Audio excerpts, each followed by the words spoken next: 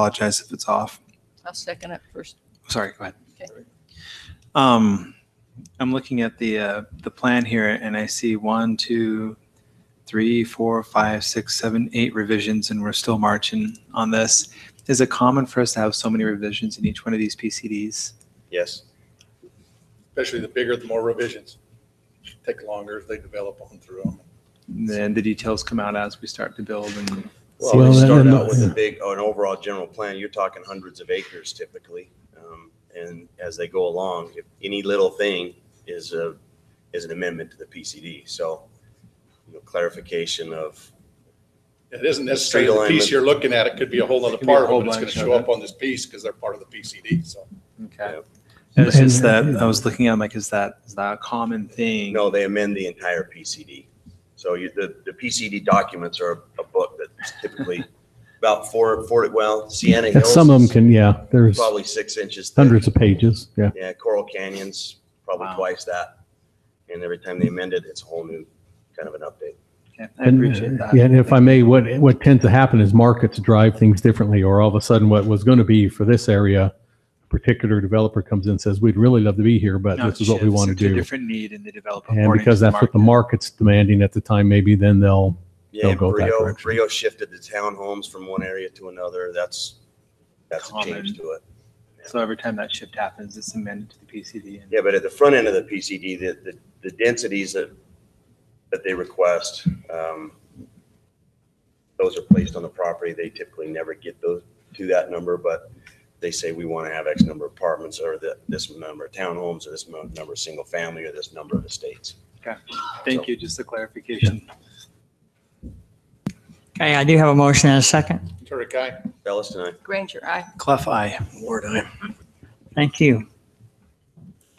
Item B, consideration to approve the final plat for the cottages at the village at Stuckey Farms Phase 1, located approximately Cattail Way and Washington Fields Road. Applicant Carl Larson. Thank you, Mayor. Applicant again is requesting approval of the final plat for the cottages at the village at Stuckey Farms Phase 1 as stated. The particular phase before you tonight is proposing 20 lots and the area coverage is 8.059 acres.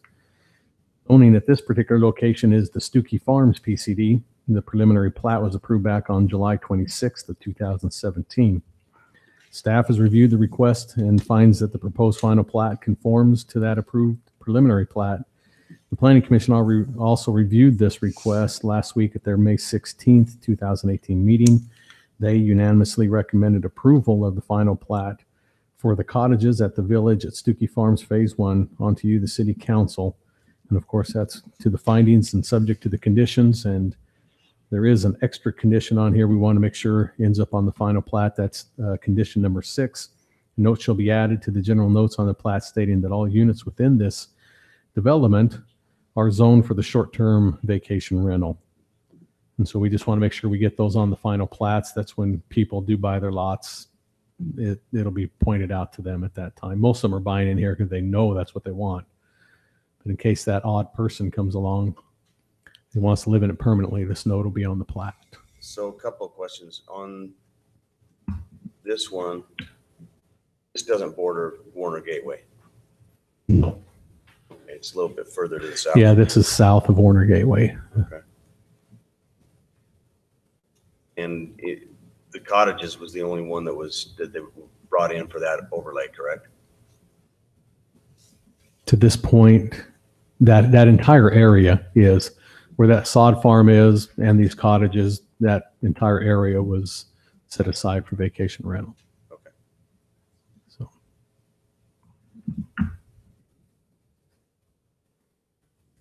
All right. Any other questions? Okay, I'll go ahead and make a motion that we approve the final plat for the cottages at the village at Stuckey Farms Phase 1, located approximately Cattail Way and Washington Fields Road. I have a motion. Do I have a second? I'll second it. Motion and a second. Turek, aye. Bellis and I. Granger, aye. Clough, aye. Ward, aye. All right, thank you. That's approved also. Item 7, bid awards, consideration to award the bid for the Washington City Fiber Optic Splicing Project Phase 1. Thank you, Mayor and Council. This project will splice the OPGW fiber that was installed in March on the line going out to Telegraph. It's the next step in trying to get our fiber optic going for the power and public works system. And we sent the bid package to 5 bidders, only had 2 respond. And if you look at the bids, it's pretty obvious of which way to go. SCS has done work for us and very comfortable with them. Some of the others I did call and find out, why they didn't bid, and they just said they're too busy. So that's kind of the environment we're in right now. Rick? Tell me what OPGW is. Optical ground wire. It's the wire on the very top. It has, You work in government a lot and all these little acronyms. Sorry. I I get used to that. That's a power term. Okay, thanks. You should understand that problem. being on the top. Now, may I clarify this? Was this a part which we were working with Rocky Mountain Power to try to split the cost, or is it the different? This is the one that we tried to work with. Tried Yeah. to, They and wanted it emphasizing on completely it. under their control with no participation on our part. So this is And on our 100%. goals. This is 100% of participation on ours and not Correct. shared. Correct. So that's how it ended up. Yeah, it was really, and they've gone through so many, they were going to microwave it at one point through their. Actually, that's their current Is that plan. their current plan? And again, the response Rocky Mountain gave us when we got back to them and said, we'd be happy to partner with you. They said, we don't work with an organization that small, meaning Washington City. Right. Good to know. So we went ahead and installed the fiber and we're proceeding. Pretty much. Okay, thank you. I'll go ahead and make a motion that we award the bid for the Washington City Fiber Optic Splicing Project Phase 1 to SCS in the amount of $27,954. I'll second. Motion and a second. Ward aye. Clough aye. Granger, aye. Bellis and I. Turk guy. All right, that's awarded. Thank you. Thank you, Rick. Thanks. Item 8, public hearings. A public hearing for consideration to adopt the Washington City 2018-2019 fiscal year budget. Mayor. I'll see if I can increase this a little bit. But anyway, we've been working on the 2019 and just these are fiscal years. Washington City's fiscal year begins July 1st and ends June 30th. So we call it the 2019 budget because it concludes next year, but it will begin in July 1st of 2018. And our current budget, we spent quite a bit of time with the council, spent quite a bit of time last night as well on the workshop session.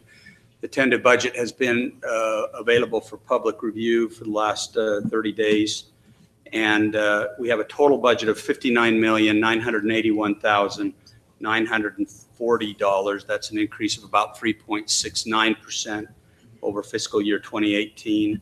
This here, if you can see it, is just basically a breakdown of the last 2 years, as well as a tentative budget for next year of each of the major funds of the city, which of course is each one of these funds are part of the city, from the enterprise to the general fund. We are anticipating there is no proposed tax increase, and it does represent a balanced budget as per state statute.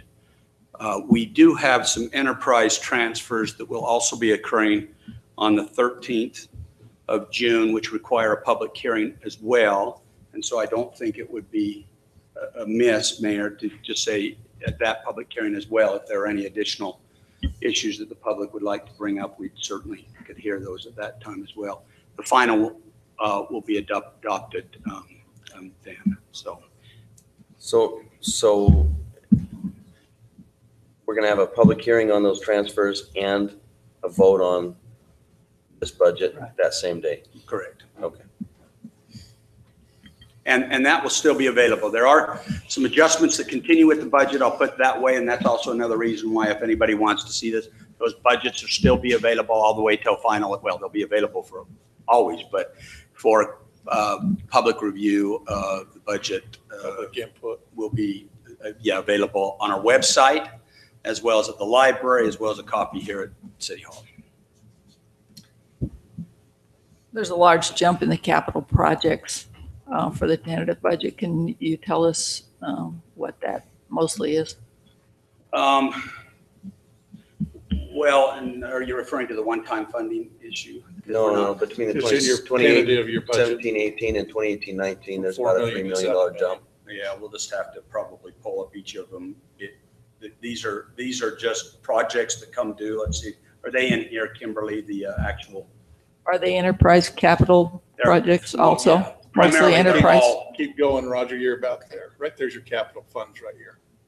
So come on down, that will tell you what they are right there.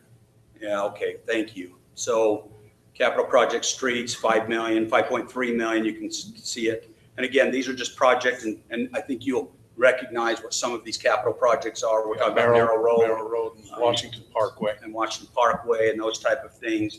So you can see leisure services there as well, not much of an increase there from this year. Slight increase in public safety, and then the general fund about flat.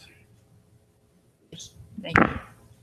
Again, for the public, at the start of every budget is a transmittal letter that explains this in very layman's language and shows each of these. And I know that's helpful to all of us. Remind me, which parts of public safety overlap into the capital projects? Probably, is it Kimberly Building, Public Safety? Yeah, the capital facilities, it's the no.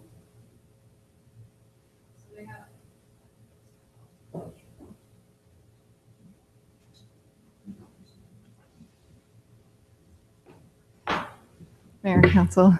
The capital projects, the way that it's broken out here is showing you the governmental fund capital projects. Capital projects related to our business type activities, being power, sewer, they're accounted for in their own fund. And the requirement for that is because of the fund balance limitations within the general fund. So the state has you create separate capital project funds for your major projects that are multi-year funded and large dollar volume. So within the our capital projects is where we account for our impact fee revenue and expenditures that are associated with these capital projects. So when you're looking at the public safety fund there, that is impact fee money that we're collecting and using on this in terms of the expenditure. It's the debt service payment for the police station, as well as the fire engine that we purchased this last year was a lease purchase. Thanks. Did that answer the question, Doug? I'm pondering on that, but I've got more documentation to read through. So Okay. Basically, it's debt service, what you're looking at. is it all debt service? Yeah, so as That, you I mean, mentioned, the public safety building, because it's paid for in part, not wholly, but in part by impact fee funds. And then the fire engine, the new fire engine is also the only item that is eligible under an impact fee as well. So those are considered capital. Sorry, I should have sat in the back. There is one more that's part of that for this next year, and that is our portion of the Coral Canyon Fire Station that we partnered with. Starting in the 2019 budget, we make our share of the debt service on that building that was constructed, which would be part of that as well. And I'll mention why we're on that note, just to remind you too, is that when we sold the property, for that fire station, we restricted that money to actually make these payments, but we have to account for it in this way. So actually that didn't require any new money because we have restricted money from the sale of the property where the fire station is currently sitting. The only other thing that I have a concern about, this is the sentence above it that says new infrastructure proposed will be funded. This year includes the Warm Springs Park and Trailhead. At what point can we see any type of a rendering of what's being proposed there? On the Warm Springs Park, we've had some renderings that have come before the council Right. before, but there will be more coming because right now, the current state we're in with the Warm Springs Park is the property transfer that we're trying to do to align the intersection on Buena Vista. So that's currently the state we're in right now. We're making progress on that. We're working with Ball Ventures out of Idaho on that, and that's an important piece for us because we'll be able to line the intersections up with Mill Creek. Mill Creek, thank you. And so that's right now taking most of our work is getting that one put up. Now, again, we're not sure, our goal is to have this completed this next year, and we're anticipating that, as you can see.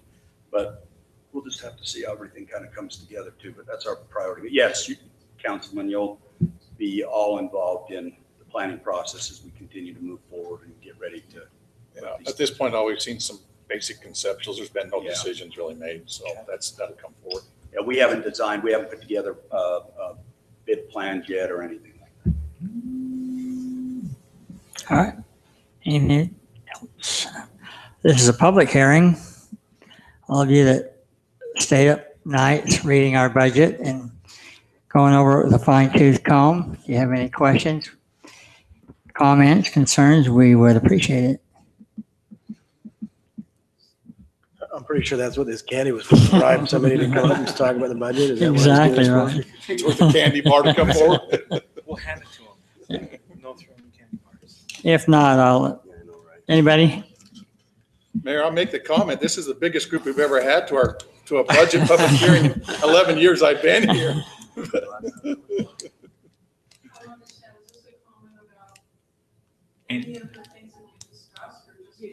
Specific to the budget. Specific to the budget, yeah. Great question. No, Mayor, seeing that there is no one stepping forward to voice any concerns about the budget, I make a motion that we adopt the Washington City 2008. Did I say this wrong? Close. Can't do that. We gotta close the public hearing. Close the public hearing. well, you can adopt it. No, Oh, I'm you can't. trying. This is No, you getting the can't. training wheels off. I'm trying to be You're a all big boy right. No, no. here. Just close the public hearing. Yeah. Okay, I make a motion to close the public hearing. I'll second. Thank you, Councilman. You're all right. Thank you. Ward, aye. Clough, aye. Granger, aye. Bellis, aye. Sure, I got it. All right, thank you. We'll make that decision in a couple of weeks. Item B, public hearing for consideration to approve a zone change request Z-1809. To amend the Brio Plan Community Development PCD by making changes to the conceptual site plan map, the circulation plan map, and the phasing plan map. Applicant Cole West. Reed Scow.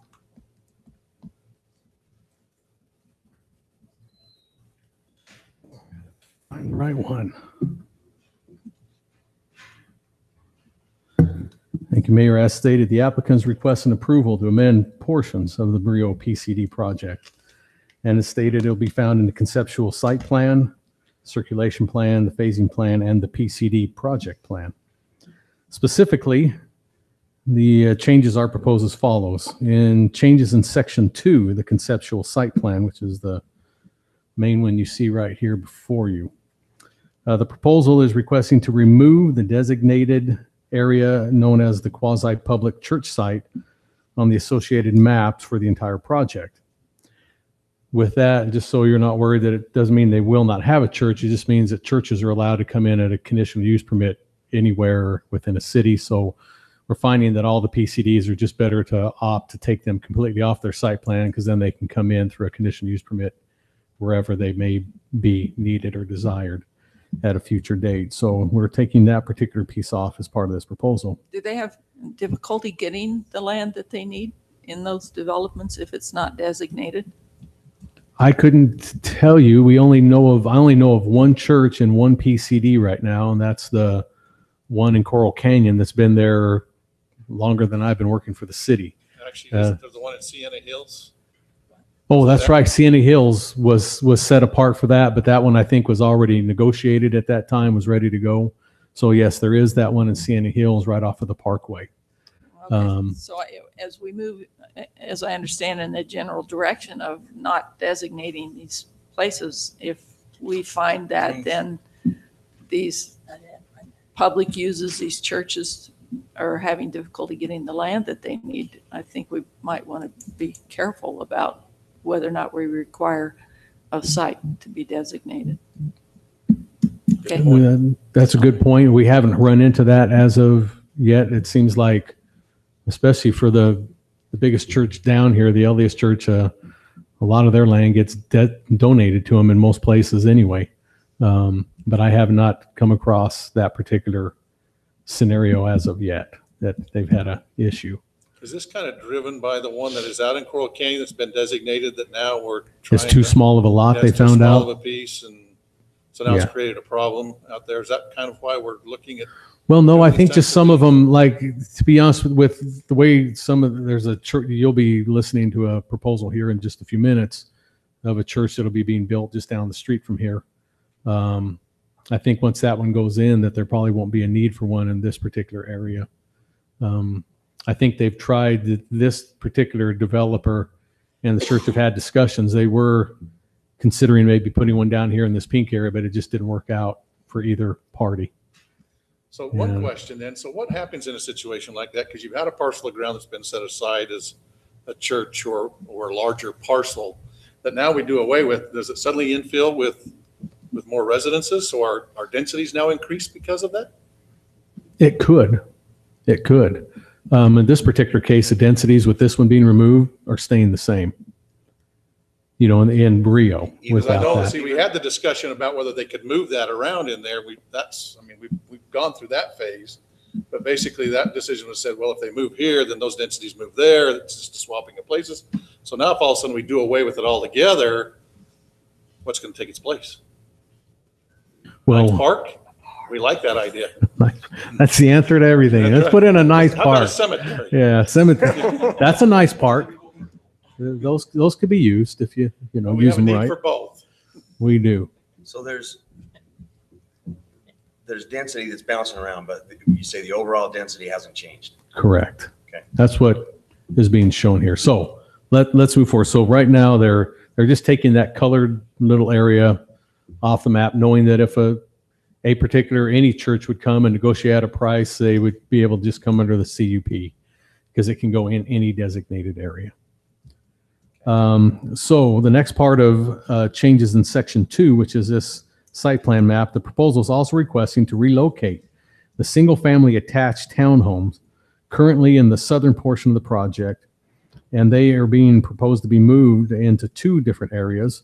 One is here on the north where they kind of originally started in the original Brio, but also right here east of the community center in that kind of pinkish area.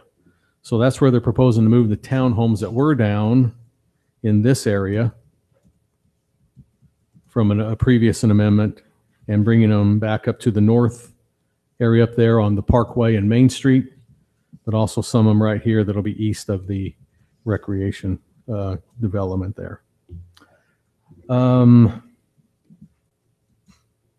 proposed request also seeks to reduce the number of single family, here gets into your density kind of things here. Reduce the number of single family detached patio home units from the current 330 units. And that'll be being proposed to a 203.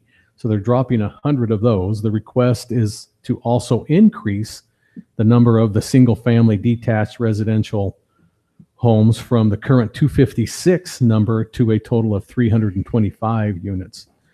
Then they wish to relocate the paved 10-foot trail on the northwest part of the project that runs along Main Street.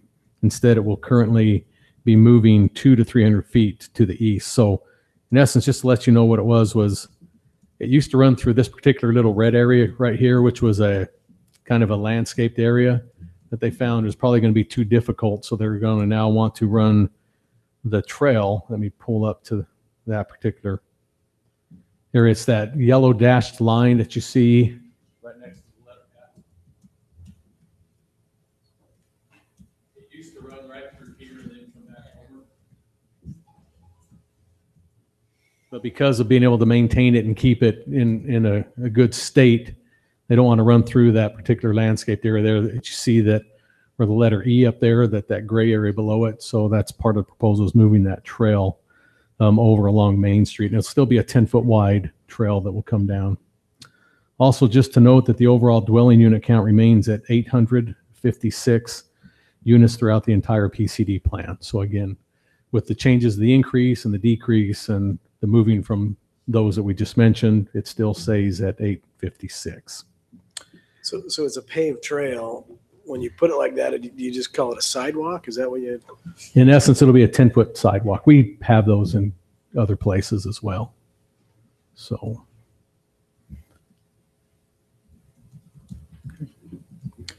Also, change in section 12, which includes updating the phasing plan, which is the last one here. That just changes to what is being proposed on your map for you. And again, the colors just mean that it will come associated with the box down below. Now, again, we're not too worried about when they stick exactly on these phasing things. This just kind of helps us kind of, be a little bit prepared or earmark things that as it might relate to our utilities or access management and things like that. So they just wanted to update that with the changes that are currently happening in their market. So, so that is basically the change that is before you on this particular amendment for the Brio PCD. The Planning Commission reviewed the request at their May 2nd, 2018 meeting. The Planning Commission unanimously recommended approval of Z-18-09 for the zone change request, amending portions of the, sorry, and it should not say Sienna Hills, it should say the Brio PCD project plan. That's in the report as wrote onto the City Council. That'll be based on the findings and subject to the conditions. The conditions are basically only the amendments as outlined above in the report will be made part of this amendment to the PCD. And with that said, I'll be glad to answer any questions that the council might have on this proposed amendment.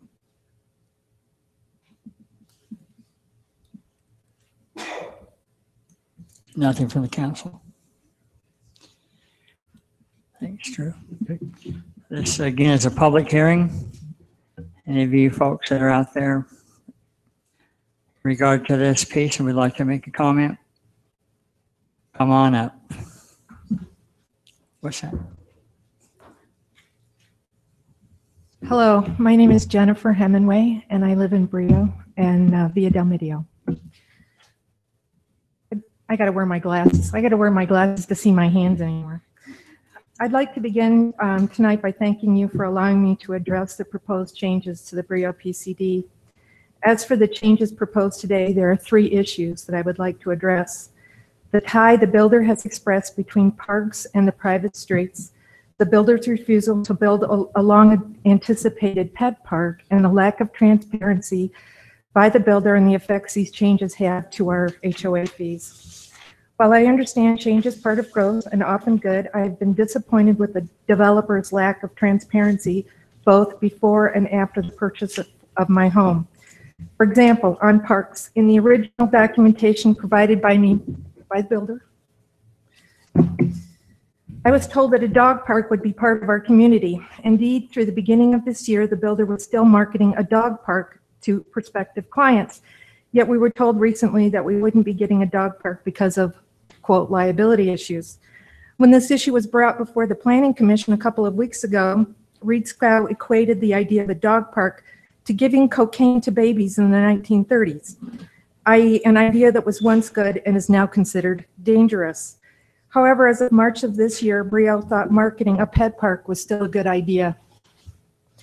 While some may consider the development of a dog park unimportant, I know of at least one resident that bought in Brio precisely because of a dog park. On private streets.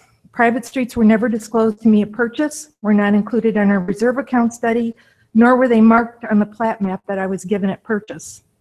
Further, according to the city, parking is not allowed on private streets, yet our CCNR state anyone can park on a street in Brio during the day, and visitors are allowed 24-hour parking in front of an owner's home. Bottom line, while the builder has continued to insist private streets were always part of Brio, you would have never known that by looking at a plat map I was given, reading the CCNRs, or looking at our reserve study. Surely residents should have been given some notice before purchase. What are the net effects of these changes on our HOA? Well, the builder continues to insist these are small changes to the community and are necessary. They do have consequences.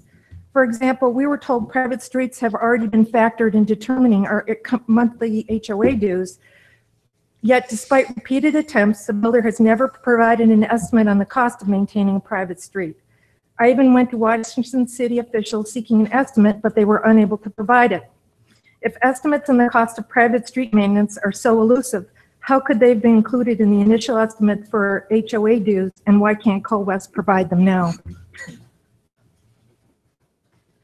I've been told that the entire community will be forced to pay for the private streets because our open space or park at parks parks, that's hard to say, sorry, will be located near the private streets.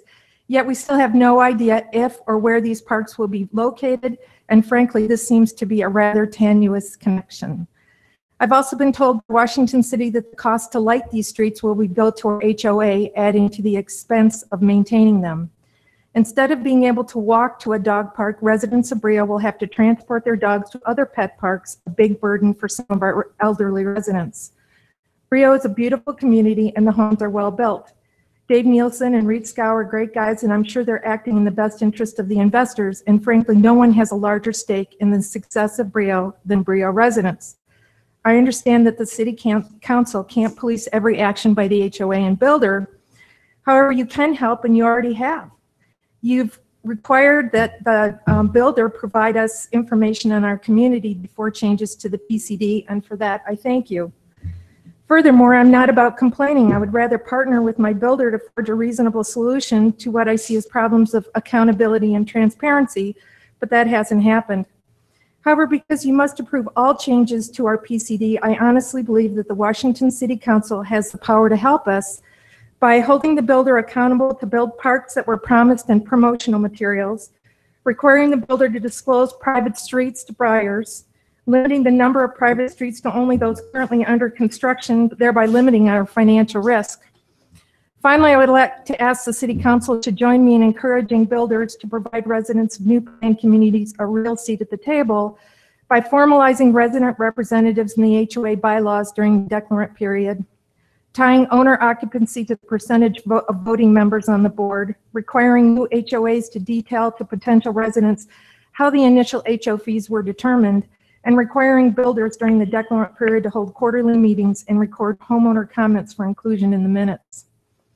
There are several residents of Brio present, but I know many more that would have come if they would have taken the time to research this issue. But we would have had a room full if the builder hadn't informed the residents of Brio that the decision to create private streets was solely Coal West's prerogative. We could not be challenged by the residents. I'm hoping that you counter the perspective by balancing the needs of the builder with the wants of the community and ensuring that as our elected representatives, you hold the builder accountable for the things Coal West has said and the promises they've made. Moreover, I would hope that you would try to ensure that the residents of Brio would be held harmless for the cost of things like private streets that were only recently disclosed and solely benefit the builder. Thank you. Thank you. So I have the CC&Rs if you'd like to see them that talk about parking, and that's one of the differences between public and private streets. My understanding is they're narrower, so you can't park on them. So you can get more lots per, acre if you go for private. And all the costs are being shifted over to the homeowners.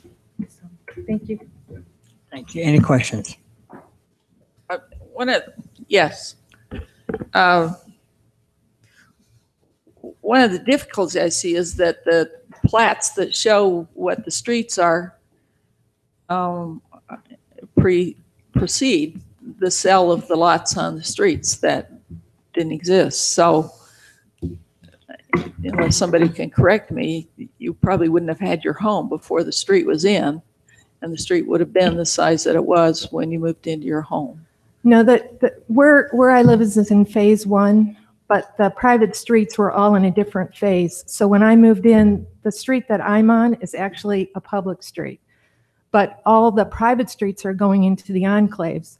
But we've been told as homeowners we're going to have to pay for all of the private streets, even though we don't live on a private street. And the idea behind that is that they were going to put pocket parks where the smaller streets are, the private streets, and therefore all the homeowners should pay for the cost of the private streets. So to answer your question, no, they weren't in when not where you moved. Not where I moved in. And if you looked at the plat map, there was no definition on the plat map that they were private or public. Did the plat map show the pocket parks? Well, it used to, but in the newest edition of the rendition of the PCD map, all the parks are gone. I don't recall any parks being a part of that through that. Oh, Through that process. yeah, there were. You want to see it? Further.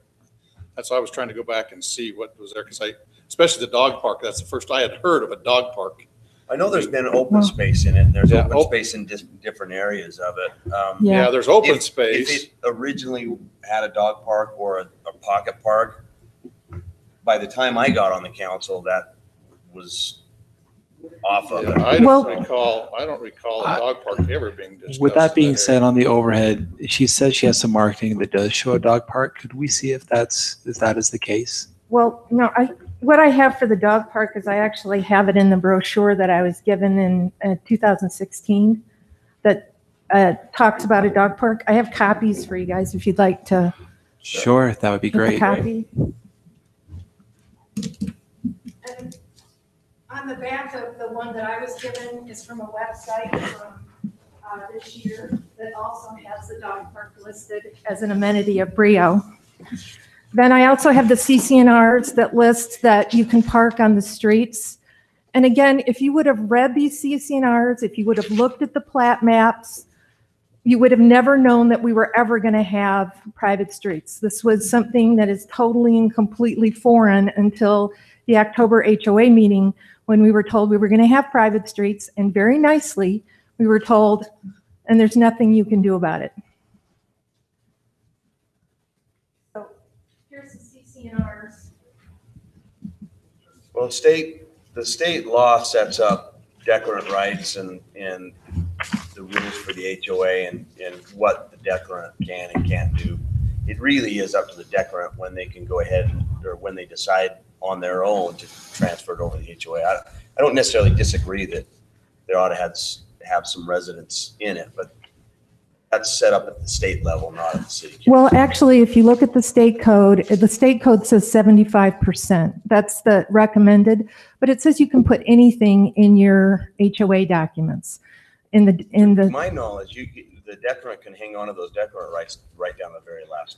Well, again, according to state code, they recommend 75%, but they say, yeah, you can change it to anything you want in the CCNRs. Right. Ours say until the last house is sold, that we don't have any rights in Brio. But It wouldn't be the first time though that we've told the folks at Brio to get together with their marketing group and fix some of the marketing, but. You know, the problem that I have honestly is that because the city commission, and maybe, you know, I'm totally and complete, I'm not a lawyer, so I don't know anything about this stuff. But since you approve the changes to the PCD, it seems like you have a lot of control over the builders, that you could actually set the standards for what you want the builders to do. And the CCNRs are actually attached to the PCDs. So you could set standards. And again, I'm not talking about for Brio because that's probably too late for us, but you could for other communities.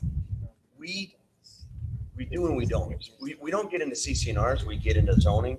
Yeah. And on the PUD or PCD, we get heavily involved in what that means. But CCNRs is a different animal. That's not something that is ever reviewed by the city council. I know. Yeah. I know you keep them. Okay. I didn't realize. And unfortunately, the reality is that CCNRs are contract between your developer, private property owners. They're not between the city. The city doesn't have a contract for that agreement, which is why the city can't sue on CCNRs. For private homeowners, if I'm a member of a 20-unit subdivision, which I have CCNRs and I have 20 units in it, and it's being violated, I as a property owner have a right, I'm standing to go to court to enforce them. The city doesn't. I mean, that's who has those rights. Everybody in there has them. So if someone isn't, if a developer isn't abiding by the CCNRs, right, they're subject to anybody kind of trying to enforce them on maybe some of the points you've talked about. But for that reason, also, the city isn't the ombudsman, and the citizens of the city don't pay the city to have what would end up being, you know, a small little law firm just to enforce the agreements they make for their CCNR. Because, for example, even smaller subdivisions have CCNR. They could go change them after the subdivision was approved by the city, even if the city did approve word for word they could change them, record them, and it'd still be enforceable against each other. Okay. The city would have no standing to do that. That's it. We understand the frustration. Don't get us wrong, but. Well, Mr. Sirkey, I guess where I'm coming from is this. When I bought into Brio, I was given a plat map. And as part of that, I was also given the CCNRs. There was nothing on the plat map. There's nothing in the CCRs that would indicate that private roads were part of Brio.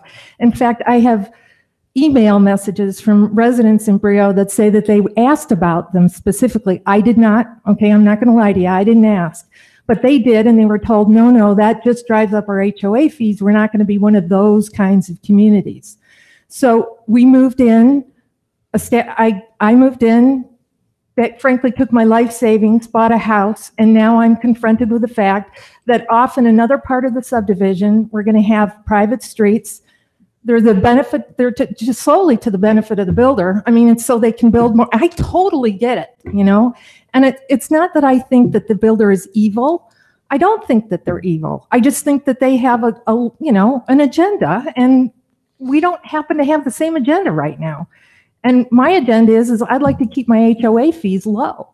And what I was told is that, oh, don't worry about it because your HOA fees already accounted for these private roads, but they can't provide me any kind of documentation that would indicate that they are part of the original HOA determination. I have no idea. And I can't find anybody, although I have asked at 2 separate HOA meetings for some sort of accounting of how much these private roads are going to cost, because I'm thinking about the future, my own future, my financial future of whether or not I'm going to be able to live in the home I own. Ma'am, typically in the subdivisions that I've seen, I understand your frustration. The subdivisions that I've seen, the areas that have the private streets, the homeowners in those areas are the ones that pay for it, not the Brio as a whole. You'd have to see how their calculations are, and we don't have that in front of us to see how they're calculated. A lot of it may depend on the type of preservation they put on them. Some put a fog seal on, some do a slurry seal. So a lot of it depends. That's probably why you're hearing costs nobody can give you.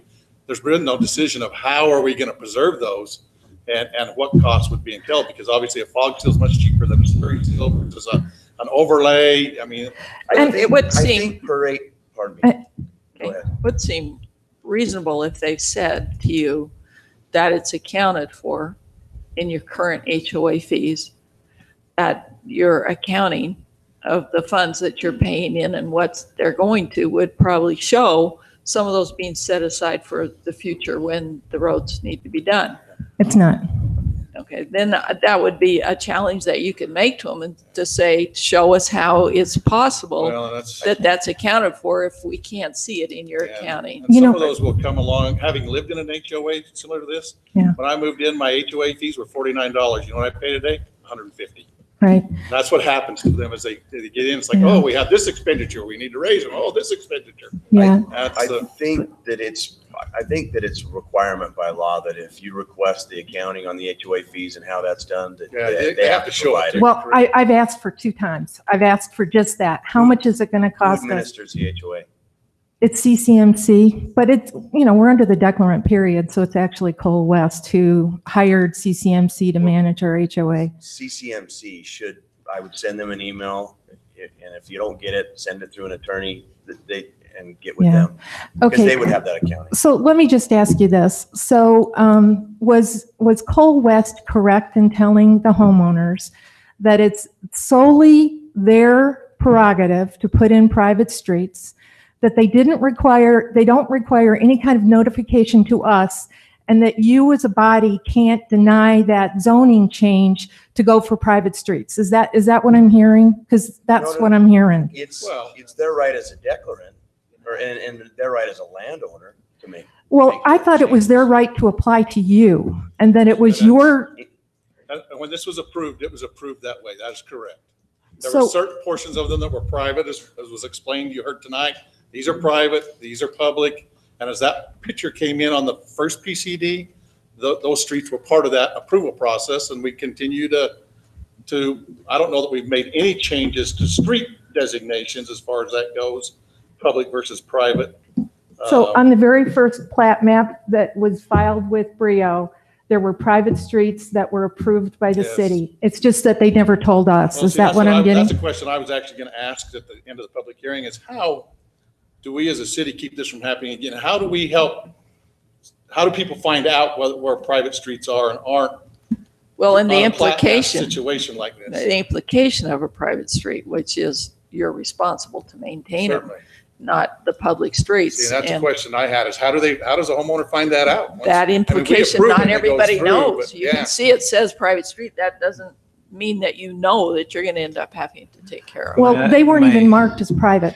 My add-on to that is not only how can they see those things, but it really feels like we have a very responsible citizen within that community trying to find it out. And it's just not being given even as it is now, you being an existing resident. It just feels very difficult and it doesn't feel very beneficial to those who are that's- yeah. investing there. So I'm looking at the current approved Brio, and around the clubhouse area, there's a lot of what they call improved recreation area. I would consider those to be like parks, or it's an improved open space as they call it. What is that? What's there? Well, there's grass around the clubhouse. Do you mean? And then in the See front this, of it, all this there's blue like- area, all these blue areas right here, That's just a hill right It's now. open space. but it's listed as improved open space. So that means something's got to go in there. Yeah. It's got to be grass, it's got to I think be, it's been gravelled. From Something. what I've seen, it's Sarahscaped.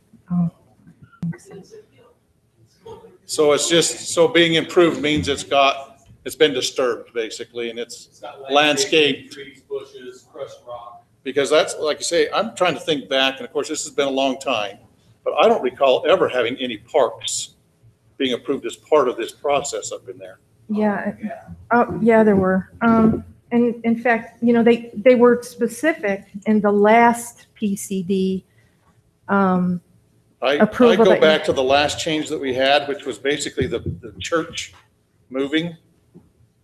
That was on, looks like April,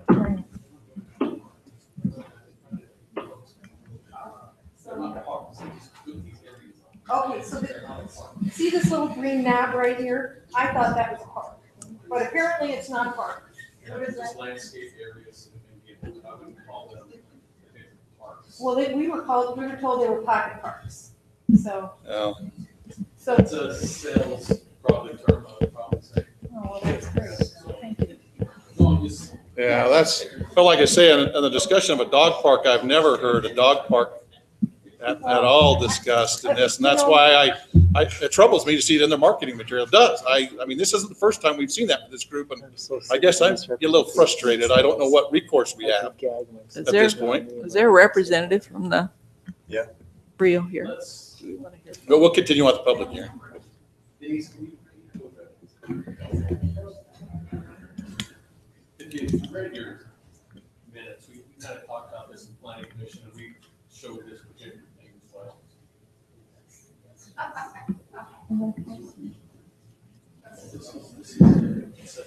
If you read the minutes.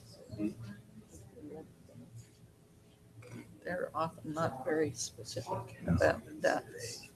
I wonder if it's in there.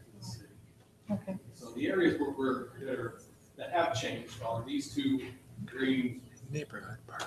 dots on here, but they're making reference to this area and this area. And they're listed right there as neighborhood parks. Right. Now they're lots. And now what has happened is again, and this was made known in the public hearing of the planning commission, is that this page is still intact. Brio was responsible for this many acres, and the developer said that there will be 1.4 acres of that neighborhood park. He can come up and say it again, I don't want to speak for him. Okay. But as a city, what I let the planning commission know is that this has not been updated, this has not been changed. This is what they're responsible for right here. Now, where that ends up, they just have to make sure that it ends up in there. That we end up with 41.7 total acres of, again, this is their conceptual, just to let you know what this plan is. This is exhibit 2.2, part of the PCD. What's the date on that? Well, this one, I don't know, date. Okay, so, 2014, okay. Yeah, and I'm just, this has not been amended, this plan. Okay. You know, now again, the overall thing that I'm looking at is this right here. Okay. They're gonna be responsible for it. But wouldn't they have to amend that? I mean, we've adopted this as is shown. So in order for that park not to go in there, it would have to come through an amendment process. I feel that this exhibit would have to be amended. okay. But see, it's not showing that in this, this is the Right.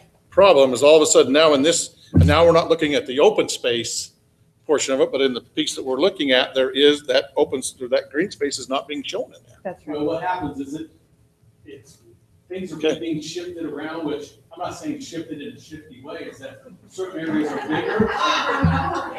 That's okay. Oh, seriously, let me speak what I. Certain areas have grown while others, it's just like we talked about with densities. They move them from one to another, and areas have grown if you look at the exhibits. They're responsible for this acreage. Well, but the thing that gets with me, Drew, is whenever we've made the switch in that, we've seen, okay, these apartments are going from here to here. Right. So if these parks are moving, I want to know where those parks are going to. Yeah, And it needs to be through the approval process, not suddenly say, well, we decided not to put that park there. We decided to put it over here. You still got it in there. You still got the acreage. I say, no, you know what? You showed it right there. If it moves somewhere else, it goes through the approval process. You know, and that's really one of the frustrations that I have. So I came, you know, I bent the ear of the planning commission about this very issue as well. And you know, I don't really, I mean, this isn't how I thought I was going to spend my retirement, honestly. And I'm really not trying to be persnickety about any of this. But, you know, the problem that I have, like I say, with private streets is that, you know, we were told, I was never told, it was never disclosed to me. Now I'm going to be paying for asphalt that I didn't really think that I was going to have to pay for. And in addition to that, we were told we were all going to have to pay for it because these parks were going to be located in this area. And because we were all driving on the streets to these little parks, we would all have to pay for the private streets. Well, I don't know about you guys, but that doesn't make a whole lot of sense to me. But you know, that's what I've been told, and I'm just looking for redress from my elected officials because I don't know where else to go, and I don't want to sue anybody. You know, I mean, like I say, it's not me. So, okay, I apologize. I just want to let you know while you're here, this is what was approved originally from day one. They've had, and these are the two residential streets within your development, so the city's known long now. They have moved them from time to time, and we did an amendment that talked about the patio home area. Right. That used to be like what your neighborhood was going to be, just a single family, straight, you know, like a 6,000, 8,000 square foot lot. And, but then they came and the private streets were always going to go through the townhomes that have always been, whether they're up north, down south, or north again, and along this particular area over here on the side that we keep talking about a little bit. We always knew that was going to be a private street, you know, from day one.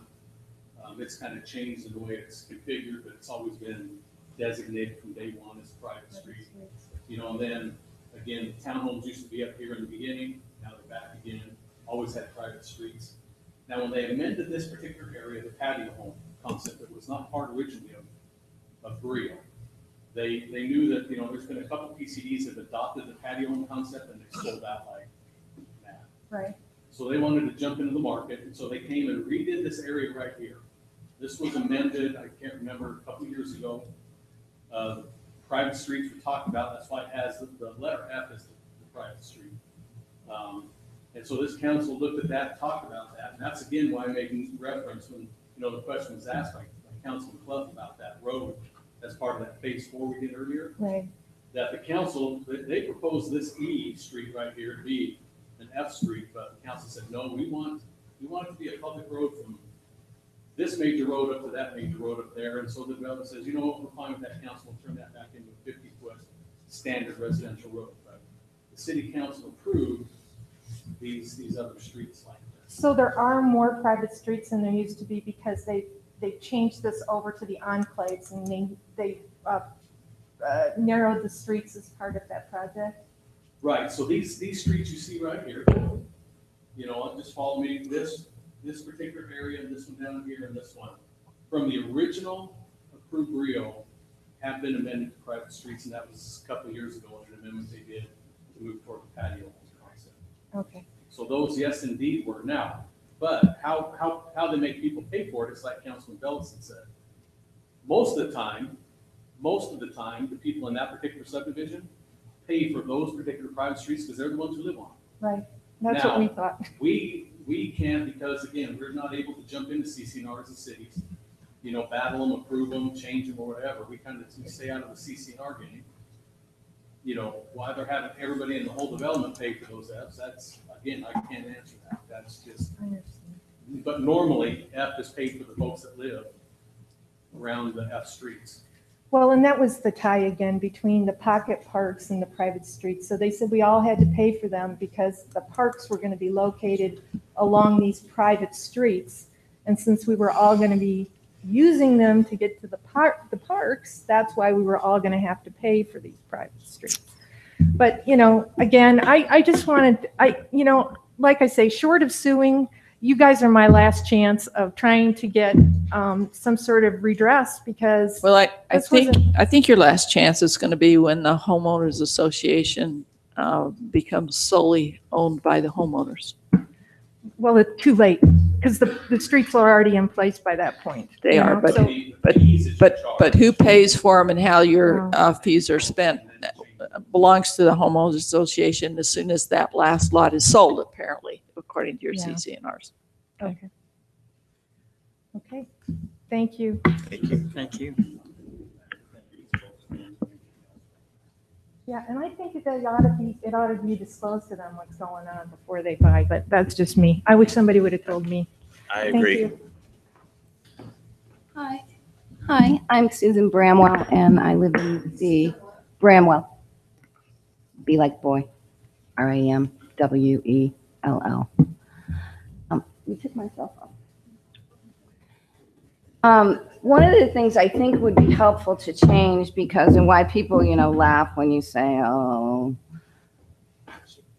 charlatan or bamboozled or something like that, is that, you know, I get emails from people who, I could read you, Mr. Quinn Brewster, he's my neighbor, lives across the street on the same street, and he writes to me, the main issue on your attachment summary that caught his eye was for private roads, because what part of what sold me on Brio was the salesman promise that all roads would be public, no private roads, no gating. That's what helped keep HOA fees down.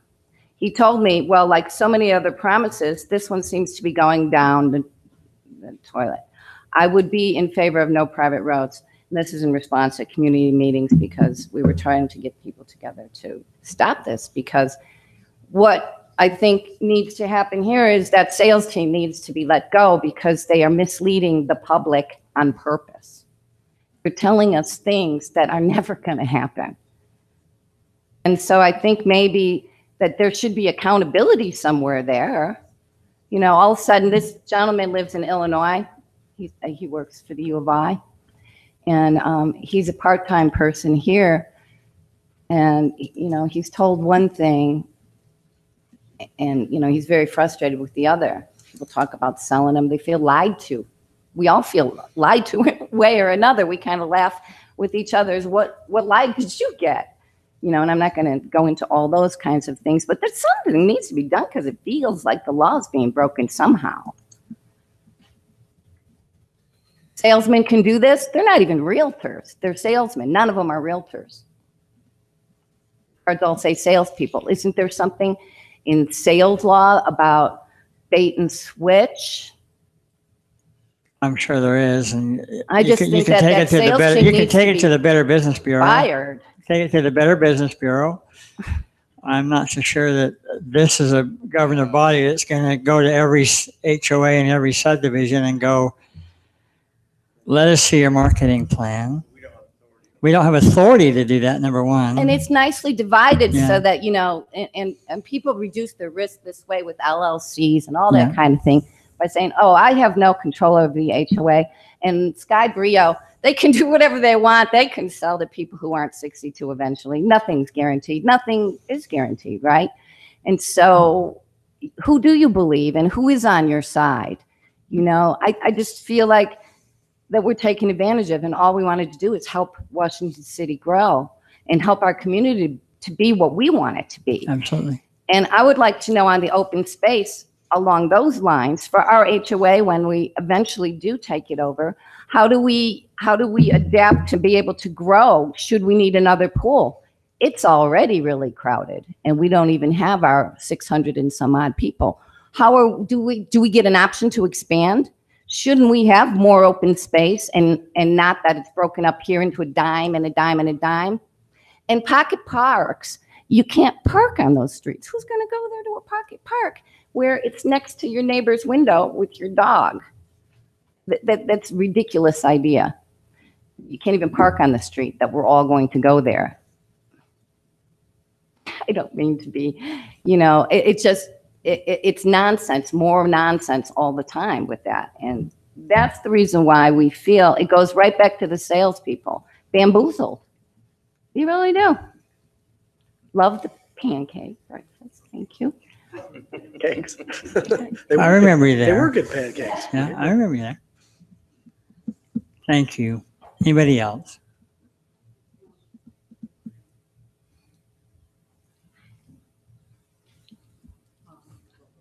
I did meet Daniel at the Planning Commission meeting. My name is Erica Wainsgard. My husband's name is Chris Wainsgard, and he wasn't able to be here tonight. And by the way, I'm hoping that my elected representatives here tonight realize that just one of us probably represents at least 100 people that couldn't be here, that totally agree with what we're presenting here tonight. And thank you for giving me the opportunity to be here. I just moved here from Salt Lake in mid-March, but I quickly realized that the neighbors are fantastic, and we talk to each other. And this is how we've learned about what's been going on, and realize that we don't have representation with the HOA. And we usually think as a citizen, I'm now a new citizen of Washington City, not Salt Lake City or Salt Lake County, but that I thought, and of course the hopes have been dashed tonight, that I've just learned that the Washington City Council cannot represent me, Erica Wainsgard, as a citizen of Washington City. And I find that really, really disappointing, because we didn't have representation, and we won't have it until the, I don't know, 1,700 home is sold. And we have no transparency until it's too late. Yeah, I don't know that it's that we don't try to represent everybody's best wishes the best way possible, but we've got to do it within the laws that we have to abide by as well. And HOA just doesn't fall under something that we are allowed to mess with. That's state law. Well, and that's what I'm saying. I'm saying I just learned tonight that you cannot do anything for me as a Washington City citizen. And I think that's unfair. Thank you for your time. Fair enough. Thank you.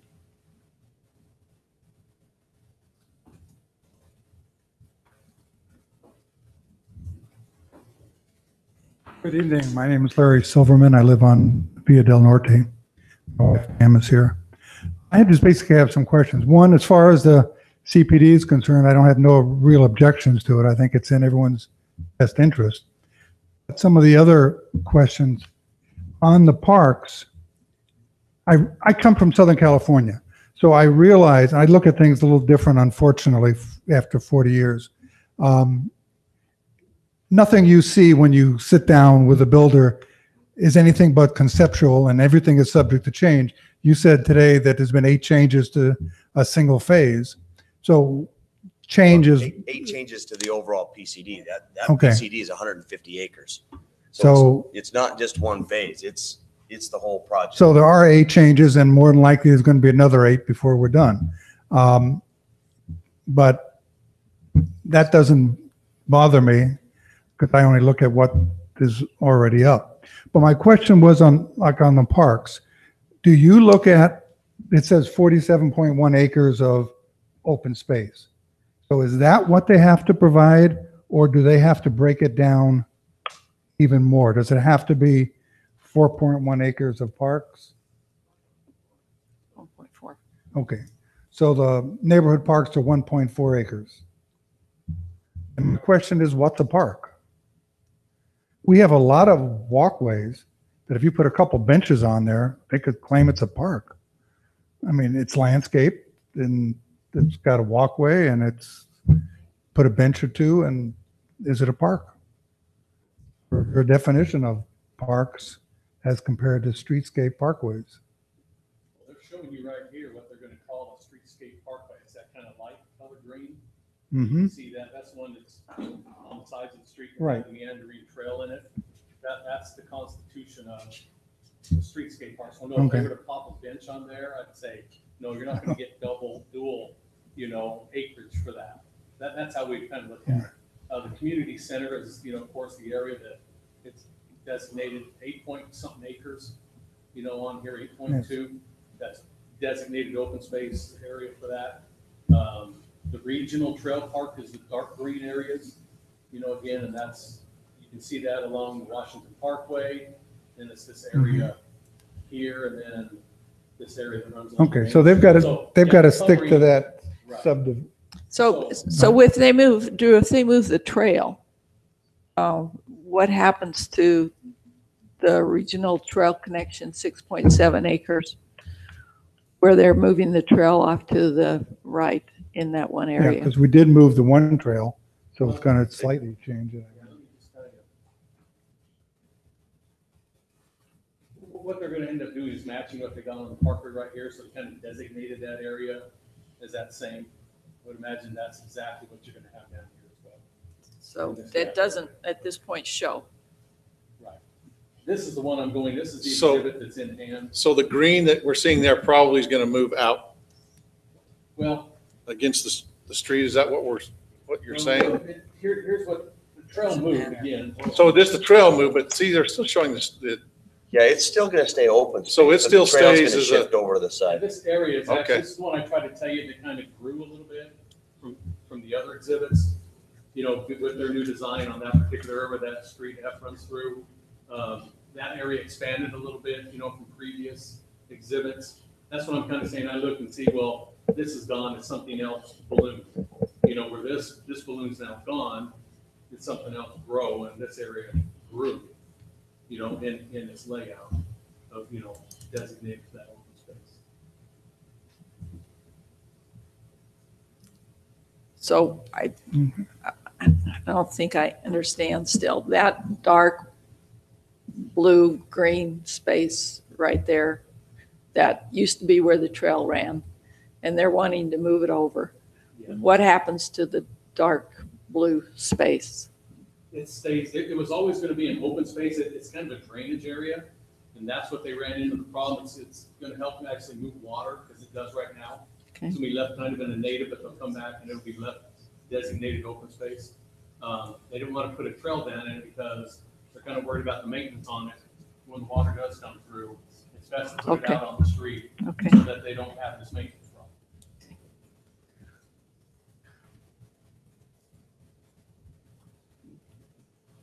But So to answer we your can- question, sir, it's 1-for-1.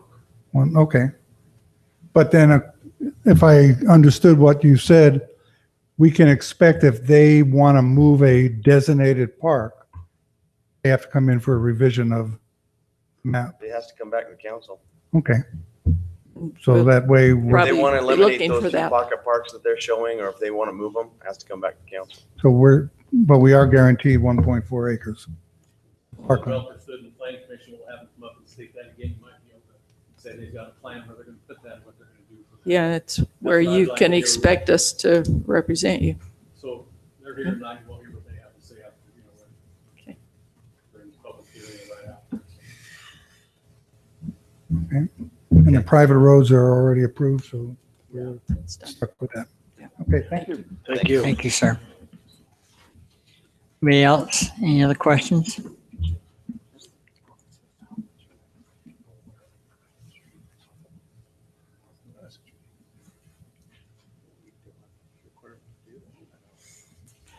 Not, I'll entertain a motion to close this public hearing. Mayor, I'll make a motion that we close the public hearing.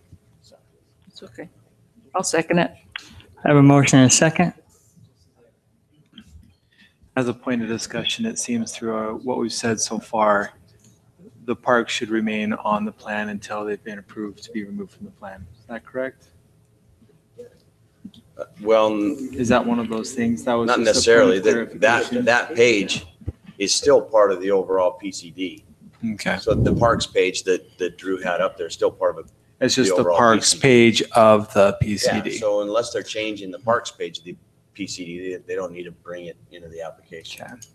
It doesn't have to go on the overall front No, part. because you don't want to be you don't want a new application that's 4 inches thick every time they do it. They're just bringing the pages that they need to change. I just clarified. Appreciate it. Yep. But if those pages that they're changing don't still reflect what they had committed to, then that's something you need to look at. Right. Yes. Because it seems like there have been some changes with even new categories that don't match that original. What was last revised? It looks like changes have been made and not approved. That was my concern. Thank you. Sure. I have a motion and a second. I haven't had a vote on, but we, Turek, aye. Ellison, aye. Granger, aye. Cliff eye.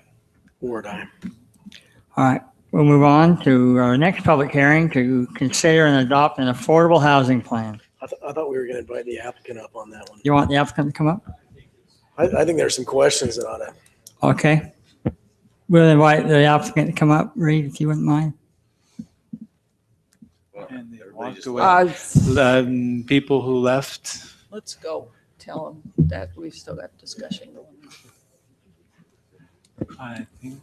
We're going to continue discussing some of those issues on the Brio. Could you catch the people If that you're just walked interested in out? hearing the answers from because we'll ask the applicant at this point. I don't know if you want to catch some of your neighbors, but we're going to keep with this subject for a minute.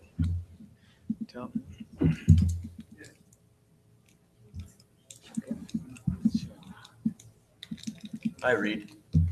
Reed Scal, the applicant. Reed Scal, Mr. Applicant. We fully intend to meet our 1.4 acres with the parks. That's in our PCD and we haven't made a change. If you do, I'd like to kind of bring one notice. It does say conceptual. This was done back in 2014. We're not saying we're going to move anything, but if our illustrious engineer comes to us and say that this park is a safety issue at this location, we would come back. We would come back and ask that, due to safety concerns, can we move this park? And then again, we're right, we would come back and ask, but we still are going to provide the 1.4 acres. But yeah, if we can move it, we'll come back and we're not going to move it just because, but if we for a safety concern or if my role in this is I'm going to make half the people mad no matter what I do. Like I've talked about parks before, and we were talking about one person came up and my grandkids, we want to put playground equipment on these parks. Can you do that? We could, but that's an option. Next person through the door going like, the only reason why I moved here is because I wouldn't see teenagers playing on playground equipment. One way or the other. Pickleball lights, another great example. We're in the process of putting pickleball lights up. We're getting the bids for it, and half the people go, that's great. We're going to be able to play pickleball. But I think one of the best ways to solve that is to get your marketing team and get your group on the same page so that you're marketing to people and they understand what they're buying into. I agree. 100%. And then a lot of that stuff just goes away.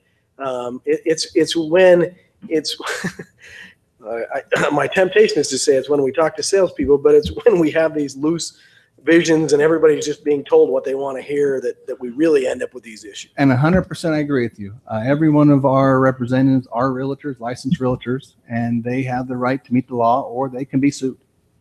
It just finds interesting when I can read in the marketing that we're going to have a dog park, then it's not.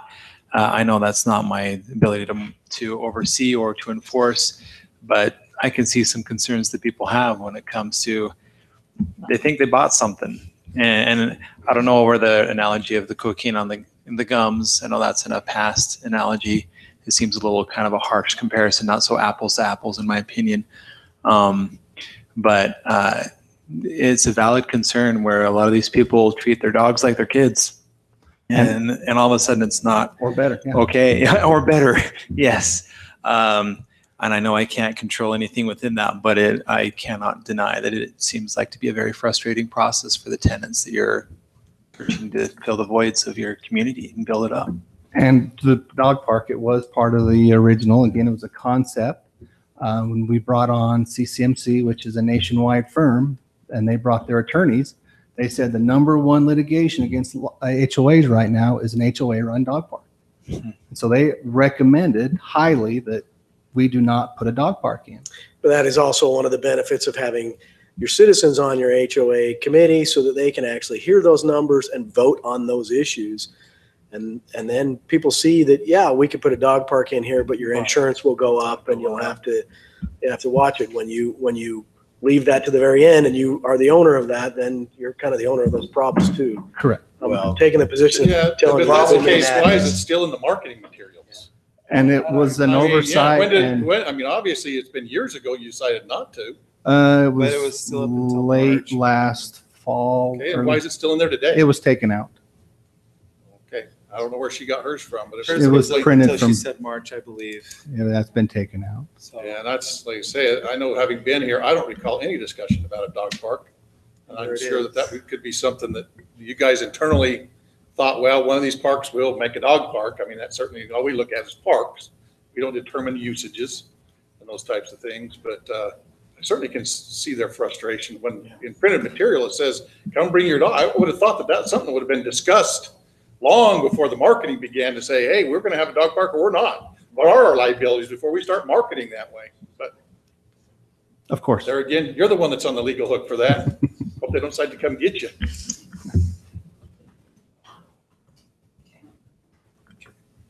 Any other questions for Reed?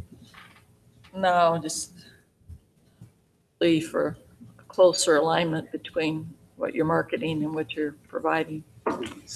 And, you know, it doesn't hurt to include the citizens. I kind of agree with what's going on there so that they at least have an organization that's going to talk to them because they are part of it. I realize why you've done that. And a lot of developers do that. But I want to reconsider if it's 50% occupancy or 75 rather than it's 99% occupancy before they have a say. And we've already put 2 people on. They're resident advisors. We've appointed 2 people, and I believe they've been doing a great job bringing concerns. Okay, I appreciate your standing up. That might be a learning moment for the city on these, because we're by changing the PCD amendments, we're inviting a lot more of these PCDs in here. And in my experience, and anytime you put a word in front of the word park, and it's not an outside activity like fishing or soccer, that people are going to be disappointed with the outcome of that. These pocket parks and these things, people do get a tendency to look at that and think there's going to be a value until you really walk onto it, and then it's pretty lame. I would like to add a secondary support to Councilman Granger's plea to shore up what's being sold. And so we don't be, once you're all done and they're doing the HOA, that we're not gifted with people that don't feel represented in the city.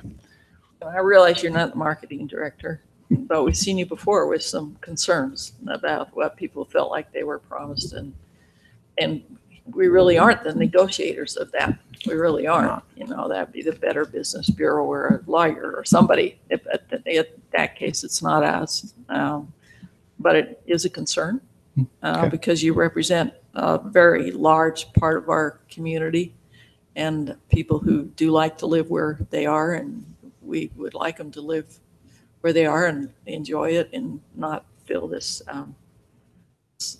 these kinds of issues if we can avoid them. You know, irrespective of who's from the governing documents is on that board and makes decisions. State law certainly doesn't say that, you know, one can't disclose budgets and how decisions are made or what decisions are made just because they're not on the board for voting. And that's where I've become trouble when city council members start becoming the target of projects because of information. I mean, irrespective of who's on the board. state law doesn't prevent anyone from sharing information with people within their community. And I've seen elected officials who have nothing to do with it take the brunt of it when there's nothing they can do. Irrespective of whether somebody owns it, owns on the board, they can still be given information if the management shared it.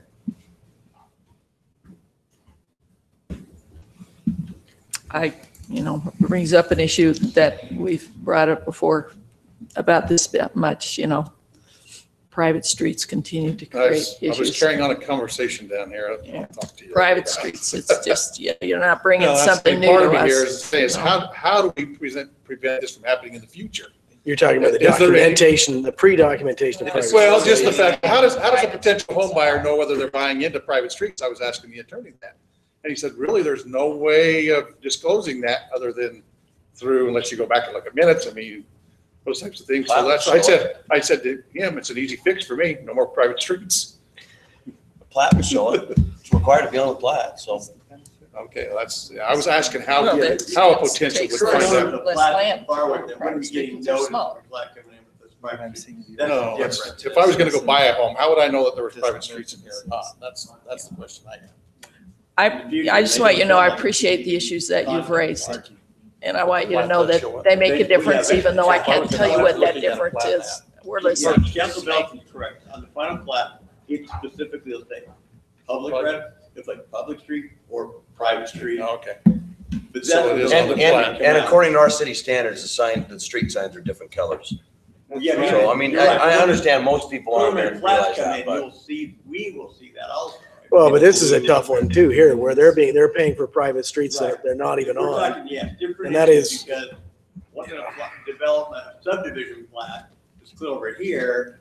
Someone may own a lot in an already approved subdivision over here, completely disconnected to the extent of party over here knowing about that proposed private street going into subdivision blocks away. I appreciate your comments, Councilman Turek, because I see just how much we struggle with parking as it is. And all of a sudden not having the ability to park or accommodate any change of people visiting residences. Their parking's a real deal. A lot of this being disclosed where people who are buying understand it. I can see a lot of us maybe bringing this back and discussing its concept and its use within our city. Roger, has staff had an opinion on private streets in the past? Have they given any guidance? Have they had any desire to weigh in on that? Well, they've been an option and we've worked with them. They're an effective tool. I know that developers use to create some uniqueness and to create some distinction to the communities. Because they're private and there are distinctions to them, that's quite clearly the city doesn't take any responsibility with them. There'll be minimum standards that need to be met from a safety standpoint, but they do add, they've traditionally been looked at as adding some distinction and some diversity and those type of things. They need to meet the minimums, but beyond that, that's kind of the way we've, the big discussion, I believe, that's occurred over the last few months, of course, is the parking component associated with private street. And I think that's a valid discussion for this council to have and to kind of wrap their arms around. But as far as a strong opinion on whether we've supported them or not, obviously we've allowed them under the conditions that we have to exist. Disclosure issues, did we come to a determination that they are on the They're on the final maps? plat. This Yeah, is we're just an seeing. example. Here's the one that just Ted, and this is the preliminary plat, but we still make them put them on then. So they conform with the final plat conformity. So this just shows you that White Pearl Drive is a 39-foot private street. That's what will show up on their final plat when it comes in. Here's the final plat you just approved tonight. It's via Modelo, 15-foot public street. And it's on every plat, it's written, each one will say private street. or public. Because the one that we saw tonight had F. That's because it's That's just under the PCD. Just under the PCD. It's to help you find what, F says that it's figure 311. That's why I pulled up those two approved street designs. And that one says the private on that point. Yeah, if I could say one more thing, and this this is probably just more of a narrative than anything with respect. And I realize it's a public hearing tonight, so we're just trying to get this information in and then make the decision. So I would suspect, Mr. Scal, that, you know, the developers like the flexibility with private streets. Well, the problem we run into is when you have problems with communication and all of a sudden it comes right back here with this issue, then the temptation is for the council to say, you don't get that flexibility anymore. So this is why this communication, this is why this marketing, this is why this all has to be taken very serious by the developer, because we end up having to write codes to the lowest common denominator. And so, again, we're not having a discussion that really never revolved around the issue of private streets. It really revolved around disclosure. But yet we may address it through private streets, and so that's probably just more of a narrative. Okay, point. Yeah. Thank you. Thank you, Reed. Thank you. And now we'll go back to the public hearing for the affordable housing plan.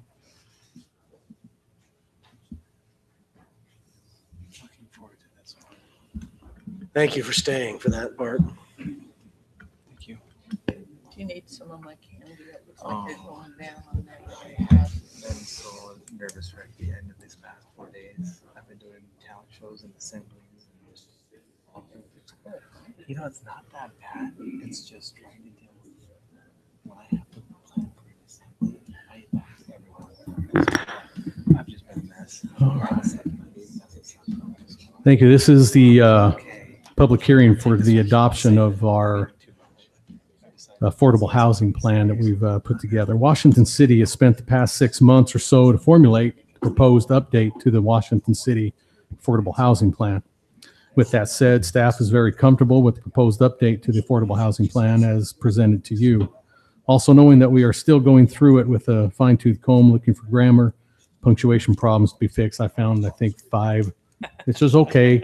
I'll still go through our city code adopted through Sterling codifiers, and I'll find some grammar and some punctuation that even though you go through it, I don't care what it is, you'll still find it along the way. So I have 5 of them that we will fix, you know, as this is adopted and signed in ordinance. We'll just get those, and we're able to do that through grammar things without having to come back to you folks. The Planning Commission reviewed the request at their May 2nd, 2018 meeting 3 weeks ago. The Planning Commission unanimously recommended approval of the updated Washington City Affordable Housing Plan as presented to the City Council. Now, again, as backside of that, we had the privilege of having the Association of Governments here, county governments, put together this. That's a service they offer a lot of cities. They have a great template they use. They go through and do, they get a hold of the census and know exactly where to look. In fact, if you've read the housing plan, a lot of it is a bit boilerplate, but that's because it's meant to be, because they take the current, data from whatever census was the most recent and put that in. Then they also, what's part of this plan is we put out a survey. There's different ways to do it. They were so impressed with our ability to do the survey with Qualtrics. Nobody else has what we have. So, and that is a compliment to Washington City by far. They were very shocked when we told them, yeah, we have, is it 1,200 people that are registered, Roger, I think, or something, 11 to 1,200 folks that we can draw from that have, signed up that said, we'll be glad to take surveys when you need. They haven't found that anywhere that they've done these by far. And so it was very well received by the good folks that did this for us to know that we had that ability. And again, the results to that survey are in the plan as well. So with that, the one thing that was left, and we talked about this, I think, in a work session with you good folks and talked about with the Planning Commission. But these were the proposals that the staff came up with. As you see on the report, we'll get them added in the back of the actual text we have here.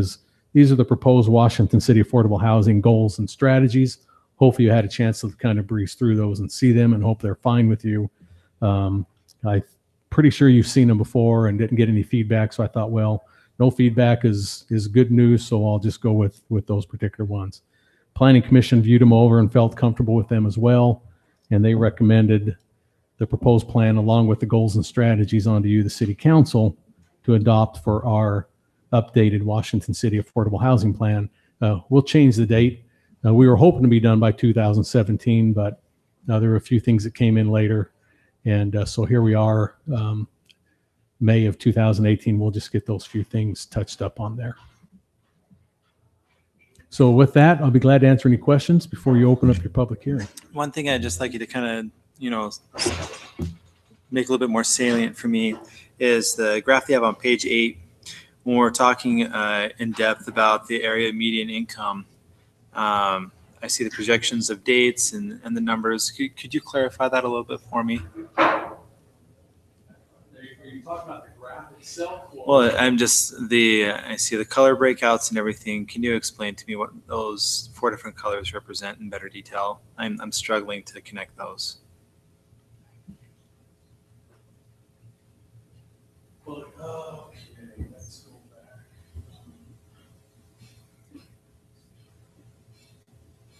Because I am seeing that the benchmark is set at 59,600, which is the annual median income. And I'm seeing, on our y-axis here, numbers up to 3,500 and our x-axis representing years. Can you clarify what those 4 different colors are? I'm just not seeing that broken out to where I can understand it better. Mine's in black and white. Because I have like a purple, then kind of a grayish, then green and lighter green, and this is coming from someone who's slightly colorblind, so this doesn't really help very much. I wondered where you were seeing gray at. This is something that I now found. You set the record straight. Understand? I've seen all kinds of gray. And so there's some just little fun things you learn about people as you go. Yeah, it looks like to me, and I'll let Drew Don't ask me to tell get it. blue. It's your 30. Yeah. So they're in descending order, and they change. as So you go got through 2020, 2030, 2040, 2050. Color coded by year. Color coded by year, correct? Right. And so you're less than 30%, less than 50, greater than 30, and your median income. So it's just giving you units basically that you would need to meet your goals within those parameters. Within those parameters, yeah. So that's the numbers by 20. Like, let's just take the third one down right in the middle. By year 2050, for those people that fall within the 50% to the 80%, by 2050, there's going to be a need of 1,721 dwelling units that fit within to that cover level. that group. Now that's including maybe what's already in your city, but that's going to be the number for the projections. And then when you get to the 100% AMI, at 2050, you're going to need 3,511, dwelling units. So and then you add up all those dwelling units. That's for that year 2050. So you go the 926 plus the 1,091 plus the 1,721 plus the 1,430 plus the 30. That's the number of estimated homes because of the population that'll be in Washington City, and they fall within that where they fit within that median income. Are they right at the middle of it or at the back end of it? Drew, when were this demographics from? Because they're a little short. Well, welcome to the census numbers. All these are based upon the census, and there's every 10 years they go and do the full blown, people show up at your doorstep with the clipboard. Right. Then they do a mid-year census, and that's just based off of growth that happens. We turn in, we had X amount of building permits. We turn all that into the state. And then they know that Washington City, every household within us until the new census is done, it's 2.7 residents per. So then they take your populations and.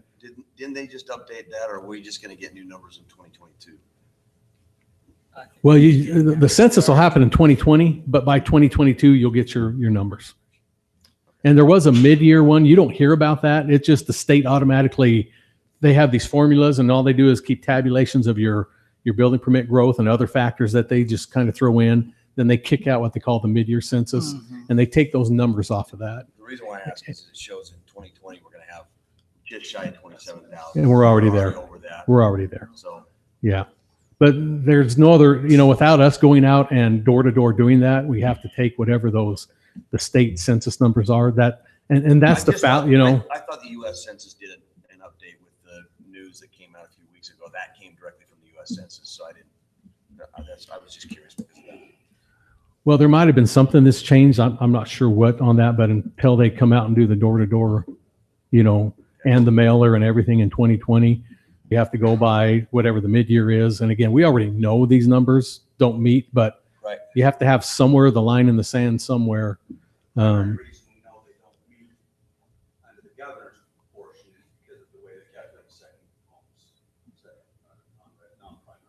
And that hits our area more than probably anywhere else in the state, is the second home issue as well. Bear Lake, but goal number 1, strategy number 4 says to encourage the use of high quality manufactured housing. I know we encountered this issue when we were looking at Bella Vista area, and it wasn't a popular strategy. In fact, I think it got shut down, and part of the reason was because we wanted to provide construction jobs within the community, because that is our largest industry, aside from maybe medical and schools.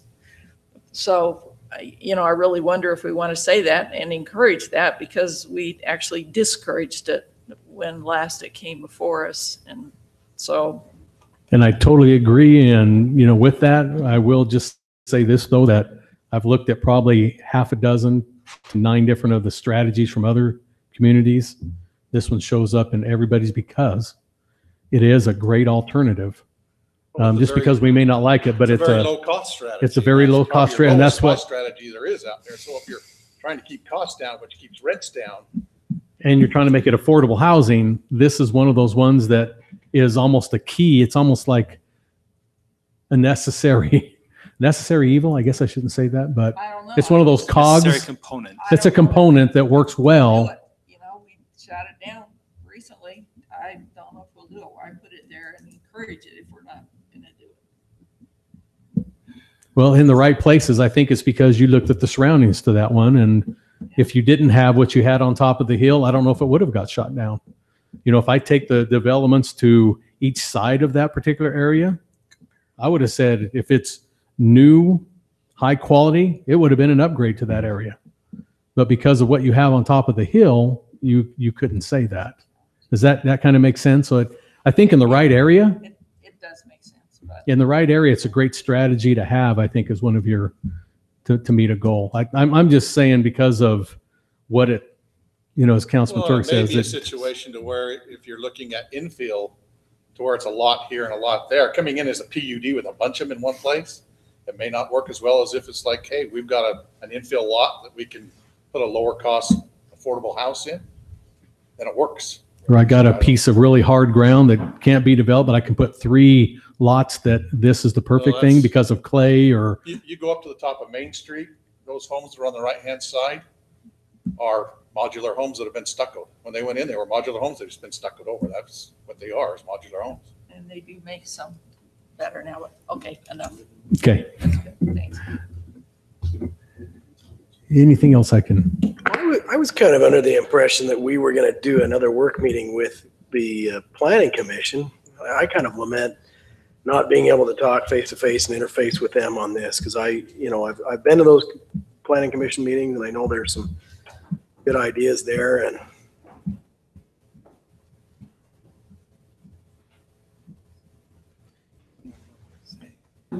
I think to tag on with Councilman Ward is that we've had some interesting developments in the state capital about the concept of us providing affordable housing, and I would rather us build the housing rather than lose it in a tax that goes outside of our community. And I know it hasn't come through, but we've been threatened with some really interesting reinforcement mechanisms to make sure that we do this more often. So, and also in concordance with Councilwoman Granger, we have to have a more solid concept of what are those things we want to promote and to see come before us in the hopes that maybe we see more of it if we clarify it better, maybe. I don't know. And I agree with explaining and discussing that more with both our planning commission and the development of our city, those who help us and direct it. I'd like to see more discussion on it. I'd like to second that and clarify it up a little bit better. Was it the goals and strategies you have the rub against, or because the data is the data in the plan itself? It's the goals and strategy plays a big part of that. The data, you can't go back and No, I understand. massage in any way. It is what it is, I guess. So, but I am out to clarify that if we said, oh, well, here's the low income housing option. It looks like it fits here. And we say, oh, we don't like that.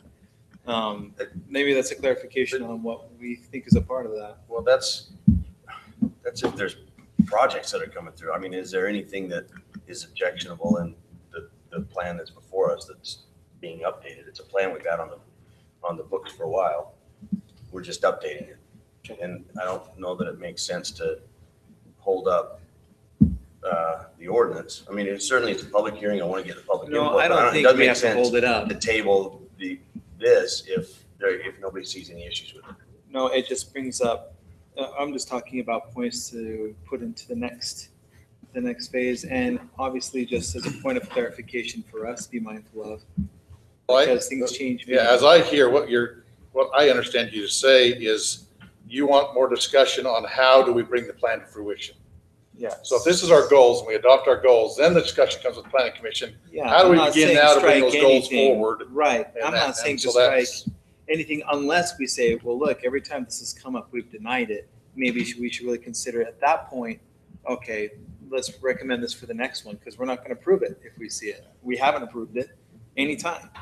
Well, That's what I'm this council's had one that we disapproved, but previous councils have had 3 or 4 that I know of that were approved. And so there's places I would agree. There's places in our community that they fit and they help and they work.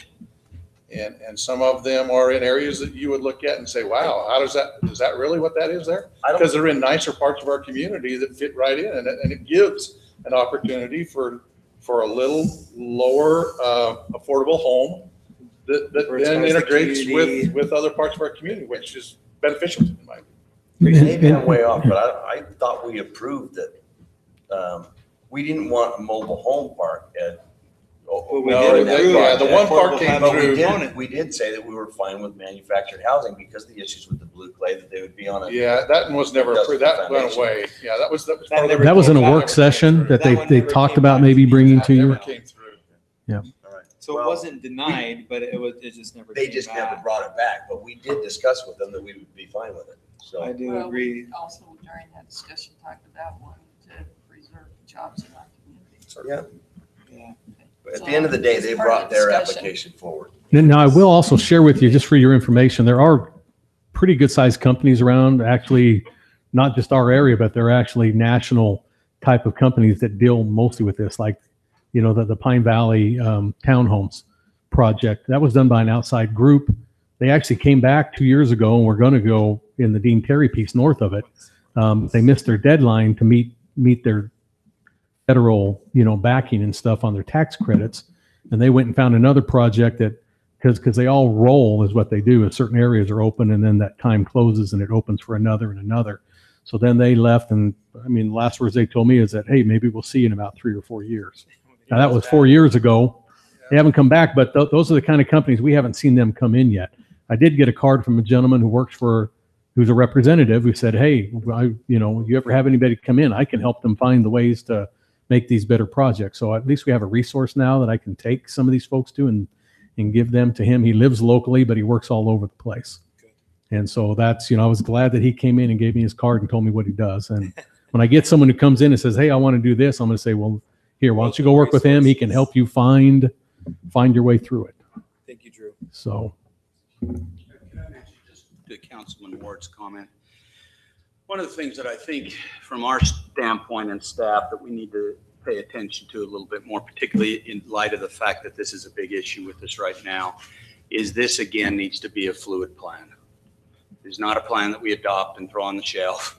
And then when we are outdated, we have the state come in and say, by the way, you're outdated. You need to put this plan together. Now, again, the data can stay the data because that's, again, not subject to legislative discussion, but the goals and priorities could and should probably be reviewed and changed and modified in discussion with both the Planning Commission and in real application.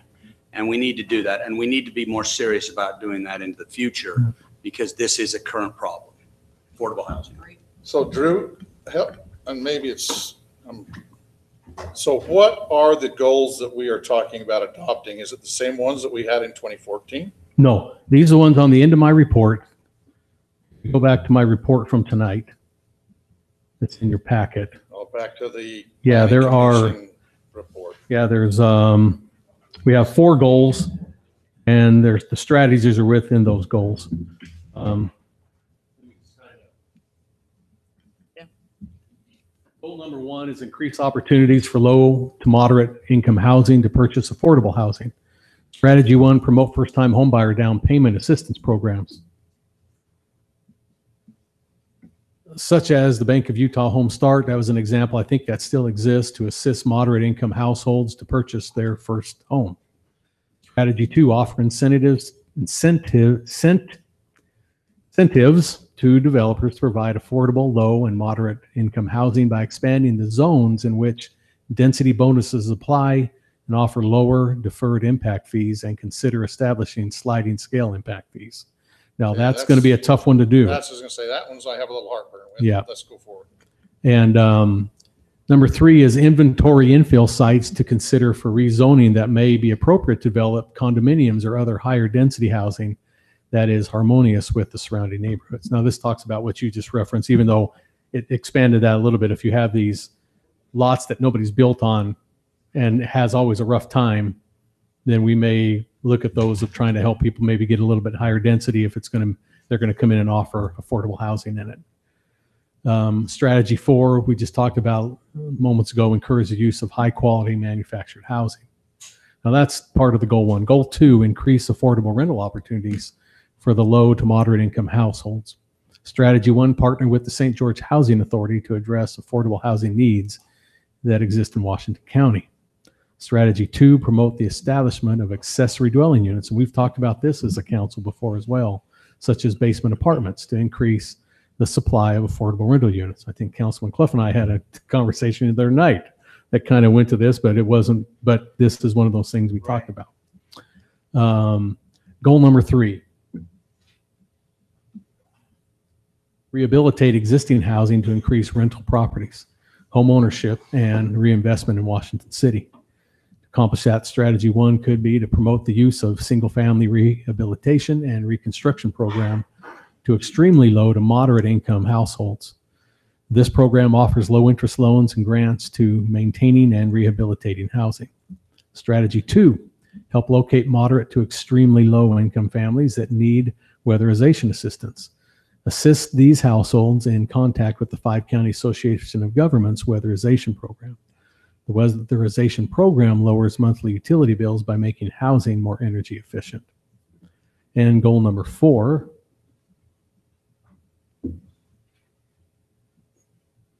provide housing for those with special needs. Strategy 1, review ordinances and ensure that there are no regulatory barriers to provide specialized housing targeted for seniors, people with disabilities, and the homeless. Strategy 2, work with area and nonprofit organizations to assess and meet the needs of specialized housing.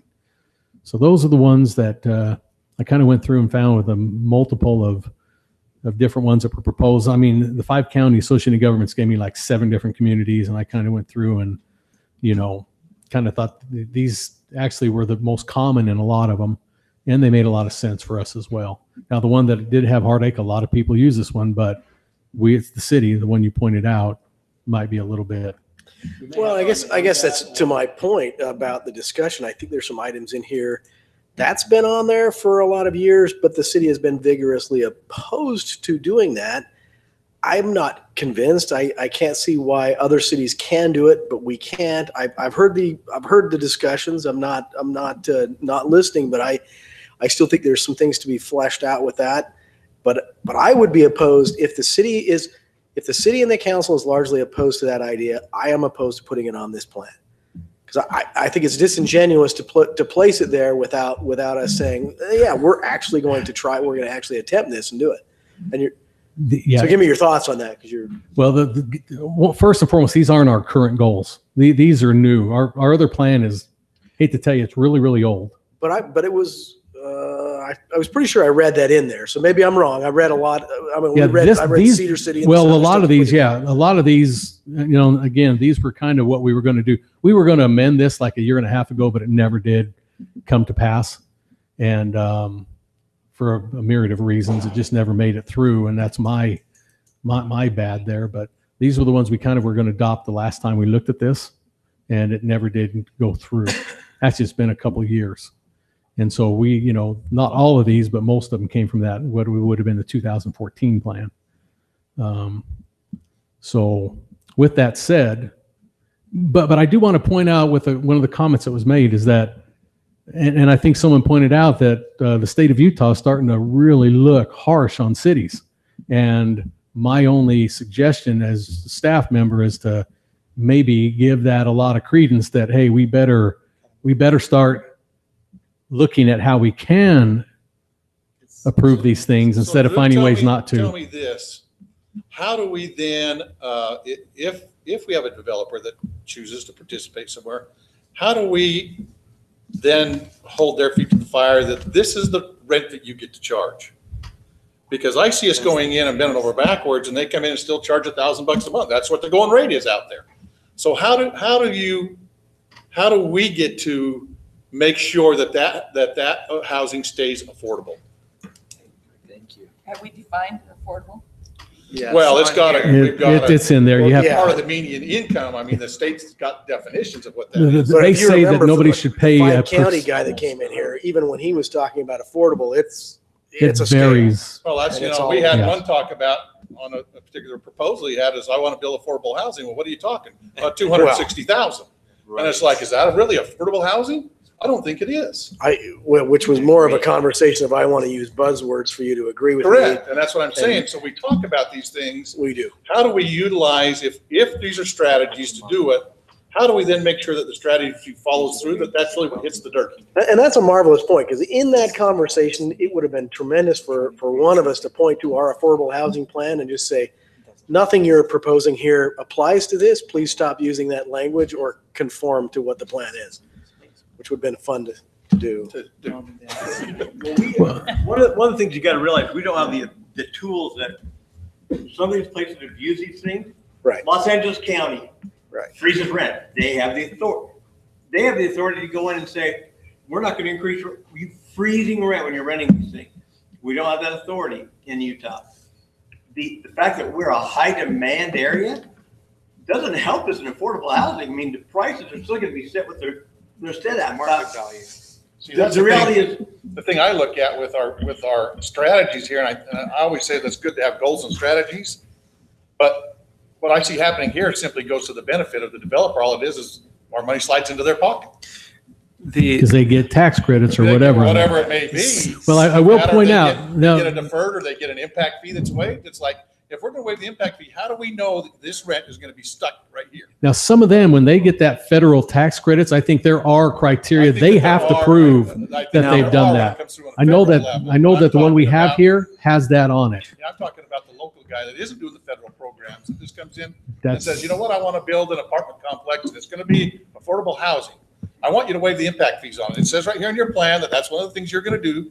And so how do we say, okay, if we're willing to do that, that really equates $500 a month rent or salary equivalent rent going into similar to what the federal guidelines do. But then he And I don't sells it, see the that we next have person those- does what he those wants. guidelines. I think it'd be something we could look into if that's the goal that we set to look into. If they were going to if they were actually going to get a benefit from the city, Yes. we could then contractually set some type of limitations on what, because I mean, they're only getting the impact fee credit based upon the fact that that's going to qualify as affordable.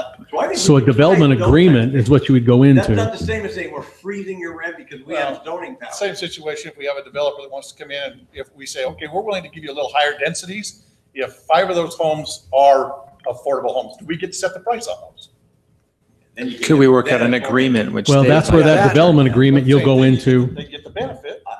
No, I get it. I'm just saying on a scale of what can you really tie it to and go, boom, because we've done And a lot of them are tied to a year. They say for the next 5 years, we guarantee this will be it. But after that, especially if it's home ownership, they can go in and say, and whoever buys that has to keep, they can't sell it for a profit. They can only sell it for what they purchased it within a given time. That's like there is a HUD standard out there that's like that. If I pay $216, 3 years from now, I after 5 years I stay in it, then I can sell it for whatever the market goes. But within 1 to 5 years, I can only sell that thing for 216,000, no more. The only thing that I find that kind of comparison to, as far as I've seen brought before so far, it's not quite an apples to apple, but the renewal of like an alcohol license.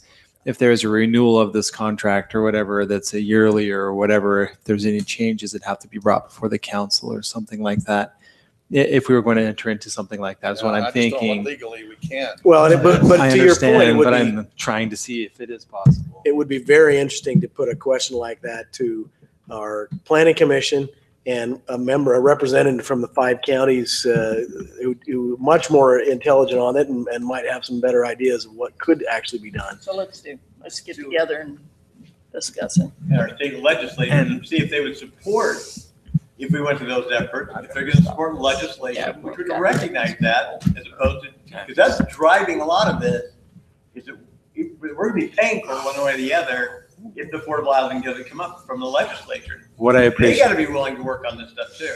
what I appreciate about this is we do agree that there's more to be discussed. This would be fun to discuss later on. So, Rod, manager, can I ask a question?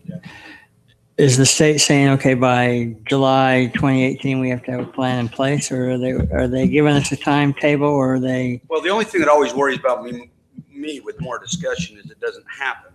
For the simple reason, for instance, we can ask for input from the council back over a month period and we get none. So I'm comfortable with this if we put a hard and fast deadline on the discussion, and then at some point a decision needs to be made.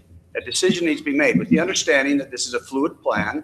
Not all these things have to come into play at the very same moment, at the very same time, and quite frankly, something can be changed later.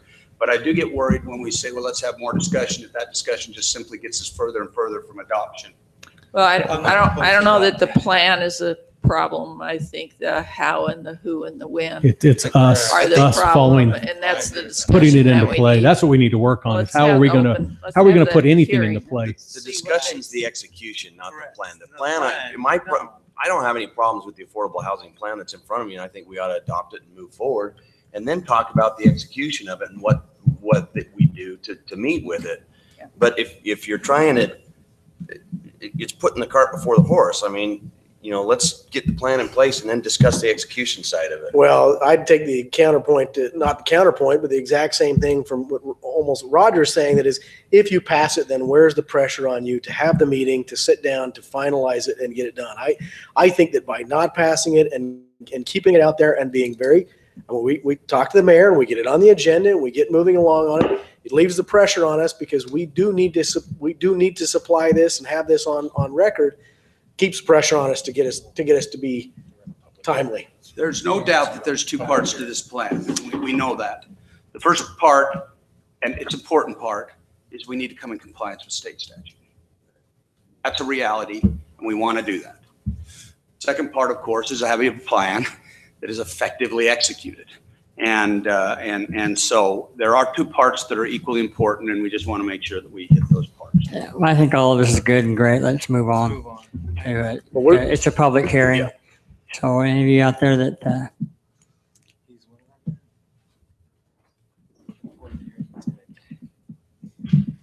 Good evening, Mayor, Council. Great to see you. My name is Drake Howell. I'm with Coal West Development. I've been out of state for 5 years and just recently moved back. Coal West Development's a newly organized sister company to Coal West Home. And I'm excited personally to be here. And I know several of you. It's good to see you again. I am coming up here. Appreciate the public hearing, Mayor, on this affordable housing plan. I want to give a voice of very strong support to adopt this plan. The data speaks for itself. We live in such a unique area where it's such a high demand area, as Attorney Starkey said. That demand is coming from a lot of money outside the county. We're reaping the benefits on the Coal West Home side as we speak. We're selling units that go for multiple hundreds of thousands of dollars to people that will buy it, put it in a nightly rental program, cover the mortgage, but they're not generally living here. That's a great boon to the economy. But then the question is, where are the retail employees to serve those folks? Where are the construction workers who are building those units to meet that demand? Where are the healthcare employees who need to take care of us here in this awesome place to live? What's interesting, we just had Metro Study come into our group today and give their quarterly report. I'm sure many of you probably know Metro Study. What's so interesting, when you look at their bar graphs, you look at the economy in Washington County, and guess where there's a big donut hole from 2017 to 2018? Manufacturing. Our manufacturing base here is zero now. I mean, it's just effectively non-existent. But then you look at the tourism services, you look at healthcare, construction, the trades that I just kind of summarized, and they're big, but those aren't generally the high wage earners. They are probably folks that are falling somewhere, on these area media incomes, whatever percent, they're all different. But anyway, I'm taking too much time. I just want to voice strong support that the council adopt this. The city, of all of the elements of cost in constructing a unit for housing, the city has ultimate influence on those impact fees. And so I strongly support that strategy too under goal 1 of let's talk about how we can make reasonable impact fees that fit the goal of supporting affordable housing in the city. We also are very supportive of identifying sites for multifamily, and not just necessarily infill sites, greenfield sites where we can build apartments or other multifamily type of projects. You recently heard of Sky at Brio, which will be a senior apartment project in Brio. That will fit well into this plan. We have a project in Sienna Hills on parcel 14, La Vida, that was recently approved by the Planning Commission as a market rent apartment project. That will fit into this plan. And we're looking for a low income project as well to add to that mix. So the other thing that the council, that the city could do is and this was a recent discussion at a work meeting last night, is there could be some leniency to various standards, for example, building heights. For density that would allow a project to be economically feasible, we may need to stack higher and higher, and that would speak to building heights. And so there's a lot of factors that we could work together as developers in the city to make it more economical for these low, moderate income projects to happen. I would suggest, and I'm just kind of thinking out loud, this has been such an awesome discussion. I love the vibrancy of the discussion. I would suggest to make sure that it doesn't happen what the city manager mentioned, that we adopt it, put on the shelf, and let dust collect, and not make this just lip service. We could potentially propose, the council could propose the creation of a working committee or a standing committee or whatever the name is legal, where you invite some developers, you invite utility companies, you invite obviously city, and we have these discussions and we work through stuff and we work through a consensus of what would make this affordable housing plan actually stick and actually be implemented. Just some food for thought.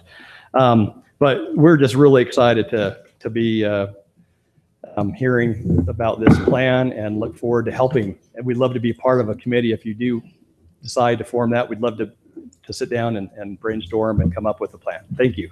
And Mr. Mayor, if I could, if you don't mind, and it's a point of comment only because Council Turk brought it up, and that is, some of the suggestions you make sense, because you lower the price of building, you lower the price of the household, or that it's more affordable housing.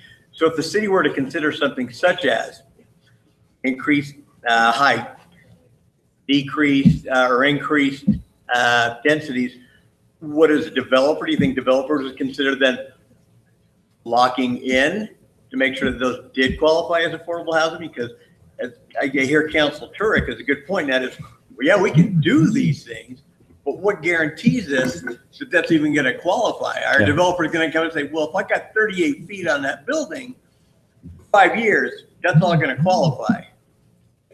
Yeah, it's a fair question. And I think that's exactly why a working committee or a standing committee is reasonable to form, so we can work through those things. This is why. In that specific example, I just kind of spouted off 3 projects that we're considering. We're considering a senior apartment product that's market, but it's oriented to the seniors. We're also considering a non-age restricted, but market rent.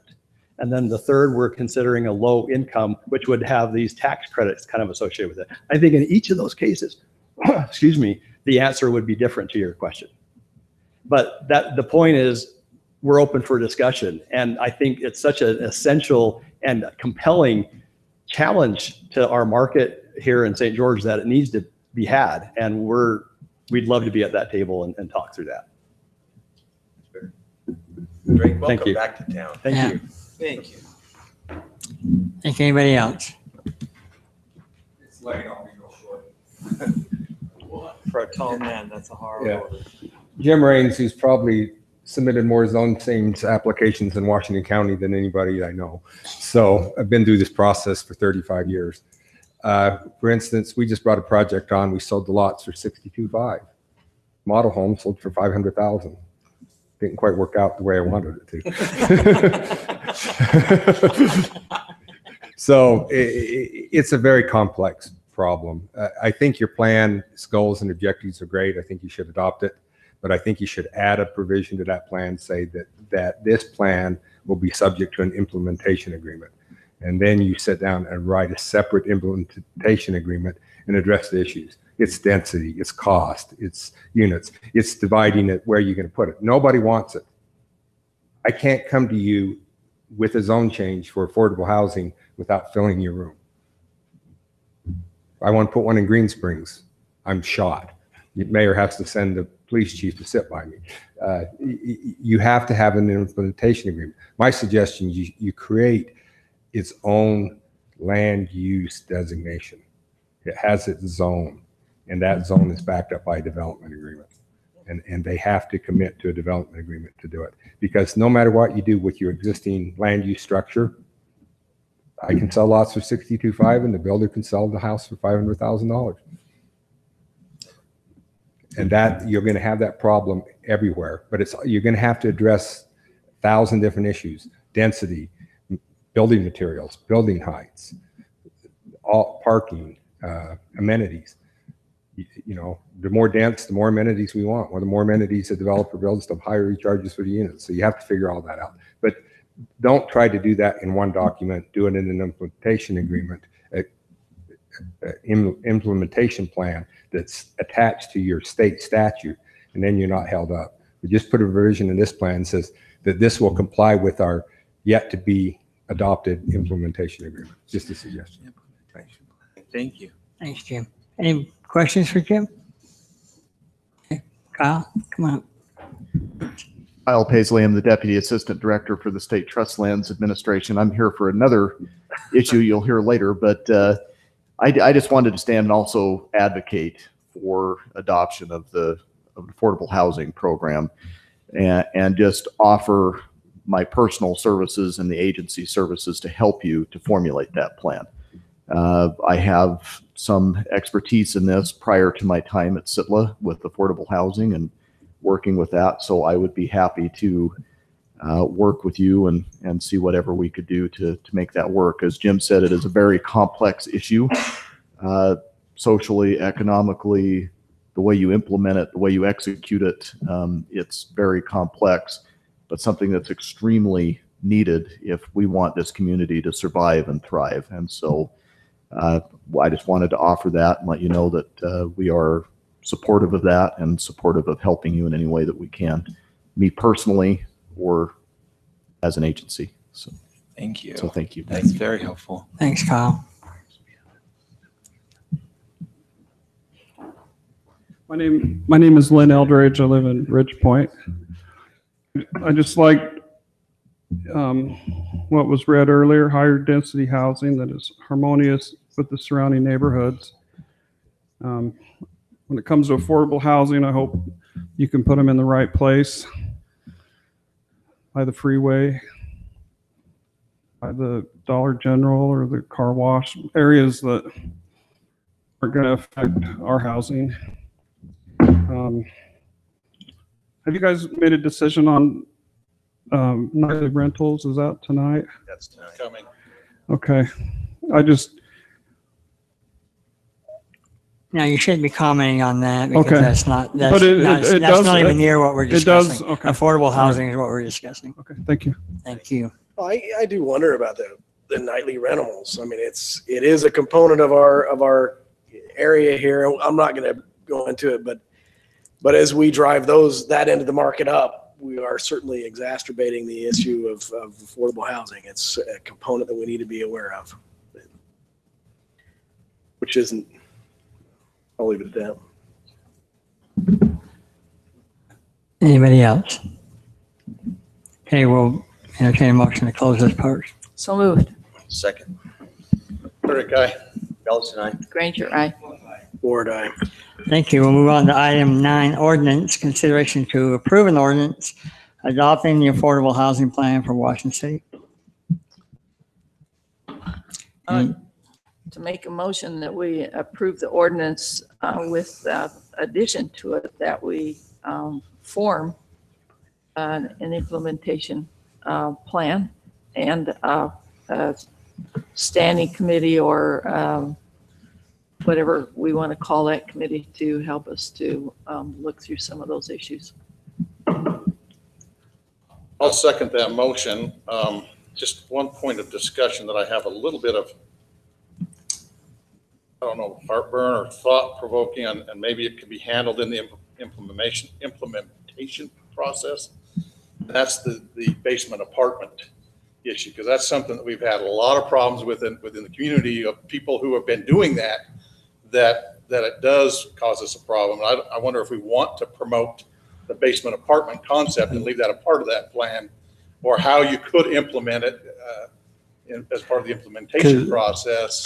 Could it be handled there appropriately? I guess that's the question. Because that's proposing the R2 change sort of thing, where it would have two residents in it. Yeah, I talked a little bit with Drew about that, and I agree with you. That would be, is it worth pursuing? I think it'd be cool. A lot of the problems that have been brought to me about this is a single family residence and they've got a basement full of people down there.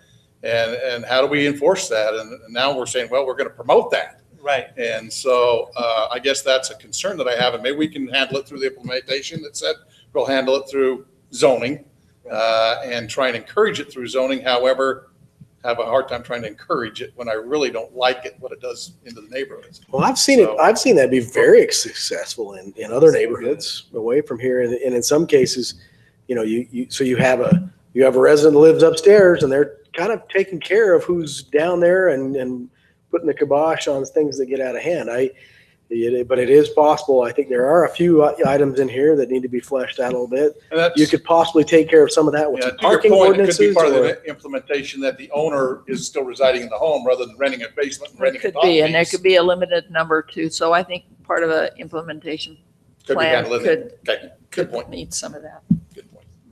Okay, so I do have a motion and a second, correct? Okay. Now, did you guys want to address the, just because it was out there, and I'm fine if you go back?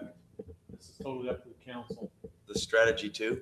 Strategy 2, my suggestion is because impact fees are hard right now, and like, we could strike just that. No, my thought process is there, again, we address that through implementation. Perfect. I had that as a note, but I thought we can work on that in the implementation. If there's a way we can make it work, it becomes part of the implementation. If we Yeah, can't, say we find a development agreement that is legal that we can do, then by golly, we'll be fine doing that because we're then making our effort as a city to help that come about. So that's a good point. that's where I thought about it. Thank you. Discussion. It's been good. Okay. Turek, aye. Ellison, aye. Granger, aye. Clough, aye. Ward, aye. All right, that passes. Thank you, council. Item B, consideration to approve an amendment to the Washington City Code Title 8, Chapter 1, Section 6 Fire Code in its entirety. Chief Evans.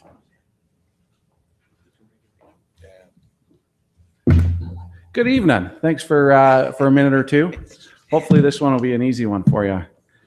We really just cleaned up some language in our code, called it the right things, reworded it. If you're not aware, the International Fire Code is what we use through the International Code Council. It's adopted through the State Fire Marshal's Office. Really, we just put that in the code so that we would take it as they adopt it. We're using the 2015 standard. 18 is out, but Utah hasn't adopted it. I think it'll probably go in the next session. So this kind of clears that up. The changes to the code are the addition to the appendixes. You have to adopt the appendixes specifically if you want to use them. That's written in the statute in the state code. We use them. We just have never adopted them. And so we want to formally adopt those. And we've only adopted 3 of them. We're only proposing to adopt 3 of them. Appendix B, which really gives you fire flow requirements. So based on the size of the building, gives you somewhere to go to figure out how much water they need to be able to provide. The hydrant locations and distributions as far as how far apart they get. And that's based on, again, occupancies, all that kind of stuff. And then a discussion that seems to come up a lot, including tonight, which is on roads. And this is really what we've been using for our road widths and when you can and can't park on one side or 2 sides. So this kind of formalizes what we've been using as a rule anyway. The code. Yeah. And it gives us those We had a pieces. code on the fire hydrant. So these we've been using all these already. That's what I mean. So we've been using the No standard- dogs, no dogs. Harder to find the dogs when they're painted. Yes. So, and then we did change a little bit on the appeals. It listed a whole nother board and listed all the people to put in there, and it's never existed. We felt that was probably more appropriate. If they disagree with us, obviously that should just come to the council. So we just changed a little bit of wording on Staff that. originally, and then council's the appeal process. So that's really the changes to the code that we're asking to adopt. It sounds very good, but I haven't seen it. And it wasn't in the packet, and I'm a little remiss to put a yay vote on anything that I haven't seen and digested. Well, you never trust electronics. So there's a copy of it. Could Nope. we table it? Thank you. But you make a motion to such. Move we table it so we have a chance to review the ordinance. I'll second the motion. A motion and a second to table this. Ward, aye. Clough, aye. Granger, aye. Turek, aye.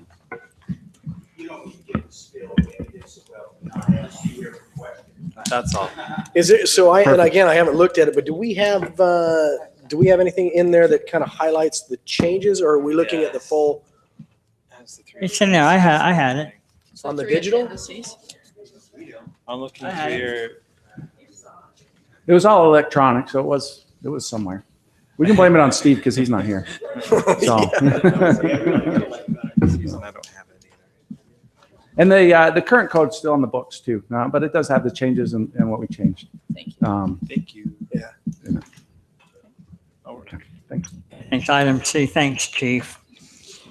Consideration to approve an ordinance adopting zone change request Z-18-05 to change from open space R112, single-family residential, 12,000 square foot lots located at approximately 1250 East, 3400 South. Applicant Doug Dennett.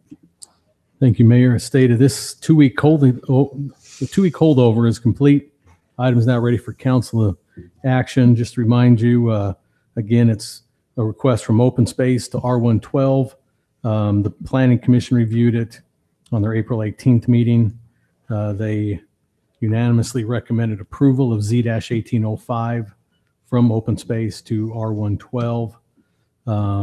Be glad to answer any questions you might have had over your 2-week time as it relates to this particular request. Do you know the time frame on when they're bringing this one in? Have they already submitted plans? I think I have seen a rough layout of the subdivision in the last month, but I again, it was very rough of just how they're going to expand on this particular, road here. And also they've been working with Rosenberg, who's doing the property on the east there to tie it all together, but it's very, very rough. And this is just from my knowledge.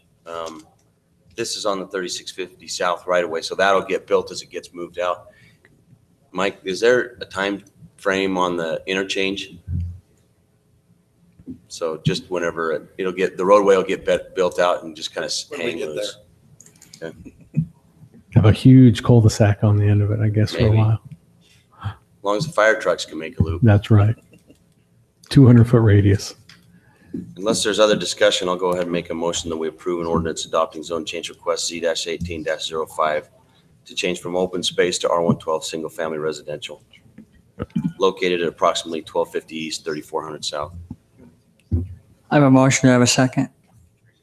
I'll second. Motion and a second. I'm still trying to figure out if there was, I was just trying to remember if there was something on that from the planning commission when that went through. And I don't see the planning commission notes as far as their meeting notes there. I'm just trying to make sure I'm not confusing this with another property. The only reason on that where I think Councilman Moore is saying that is I remember something being discussed about something to do with the drainage of the space. What was But the I vote on can't- this for the planning commission? This one was unanimous on this one. And I Yes, think they I might, if they remember talked about anything, it would have been the debris basin to the south, which is what it is. And if you remember anything, that's why they actually own, the owners of this property own to the south, but they can't develop it because they're in a, I don't even know what do you call that, Mike? Is there it's a floodplain area that's been designated for the debris base, so they can't develop it. And that, we did talk about that. That happened to the property to the west as well. They own quite a bit down there before you hit the BLM ownership, and that was in what was talked about probably in the meeting. Was there any conversation about this, the future 50-foot public row on there? Was that, help me understand that. Which one are we talking? Because there's, I mean, the one to the south. Well, it's on the what you've got showing there now. Yeah, this is Up actually up and to the left. That's the subdivision. That's the subdivision that's already been approved. That's stubbed in. It's just a road. Correct. I think that's what Drew explained to them, is that this is stubbed in, it's anticipated to connect there to go in, as I recall. And the hashed area is all we're talking about. Oh, I realize that. I just was trying to. And just to let you know, I've something also seen a rough estimate of the property to the east, and that road will pretty much run almost straight across there and then tie into Villa Toscana and everything back up in that particular way into Antigua, I think is the road over there. So. Ward eye. Clough eye. Granger eye. Belliston eye. Turek eye. All right, that's approved. Item D, consideration to approve an ordinance adopting zone change request Z-18-06 to change from open space to R16, single family residential, 6,000 square foot minimum lots, located approximately 1200 north, 560 east, African State Institutional Trust Lands. Aaron. Again, thank you, Mayor. This is again a completion of the 2-week holdover. The item's now ready for the council action. Just to give you again brief, they're requesting the R16, and that's just basically as the property which is known as Perry Landing to the south is zoned R16. I'm pretty confident to say if that was an R110 subdivision, the proposal before you would be R110, just to keep in the same like kind of zoning. This particular piece is designated as of right now, and as the applicant stated to us, out of 1 out of 10, how serious is the church coming? I think he said 12 or 13. So that's what this site's all about, is for a new church to go here. Has that changed? I mean, there isn't any new news on that, is there? Has that changed? That hasn't changed is the question. It's still a 12 or 13. Okay. So it's still planned to be a church. This kind of correlates with the one I talked to you a little bit about, the Brio. This is the church that was at one point going to be in Brio. Now this piece became available and actually worked out for transportation wise and location a little bit better than the one in the Brio development. So that's where we're at. The Planning Commission, by a vote of 3-2, recommended approval of Z-18-06. I think 1 or 2 of them held out because they know sometimes the church says they're going to do something and then they don't. But when it's a 13 out of 1 to 10, I'm pretty sure this one's going to be happening and happening soon. I think even a lot more people have heard through other channels that it's coming that way. So that was why the 3-2 vote. I think they just listen to what the people showed up in the planning commission meeting worried about. If this doesn't happen, well, it reverts to it's single family residential R16. Sure. And which matches Perry Landing. So So what would be the danger of that if we decide we want to zone it to an R110? It's not going to affect, the church comes in, the church is there, and we get the reassurance that if it doesn't come, that we've got a little bigger lots. And the zoning seems to match what's there, so that's. well, you're talking an apple and an orange there, so I make Well, sure. the current zoning is R16 next to it, but the fact of the lots that abut it aren't 6,000 square foot lots. They built out. I mean, the zoning's there, the lot doesn't match the zoning. So, I guess that's the question you have to ask your applicant. That would be, well, It's less than 5 acres, so if you do it R110, it's a little bit more challenging. It's kind of like doing R16 in downtown with 1 acres.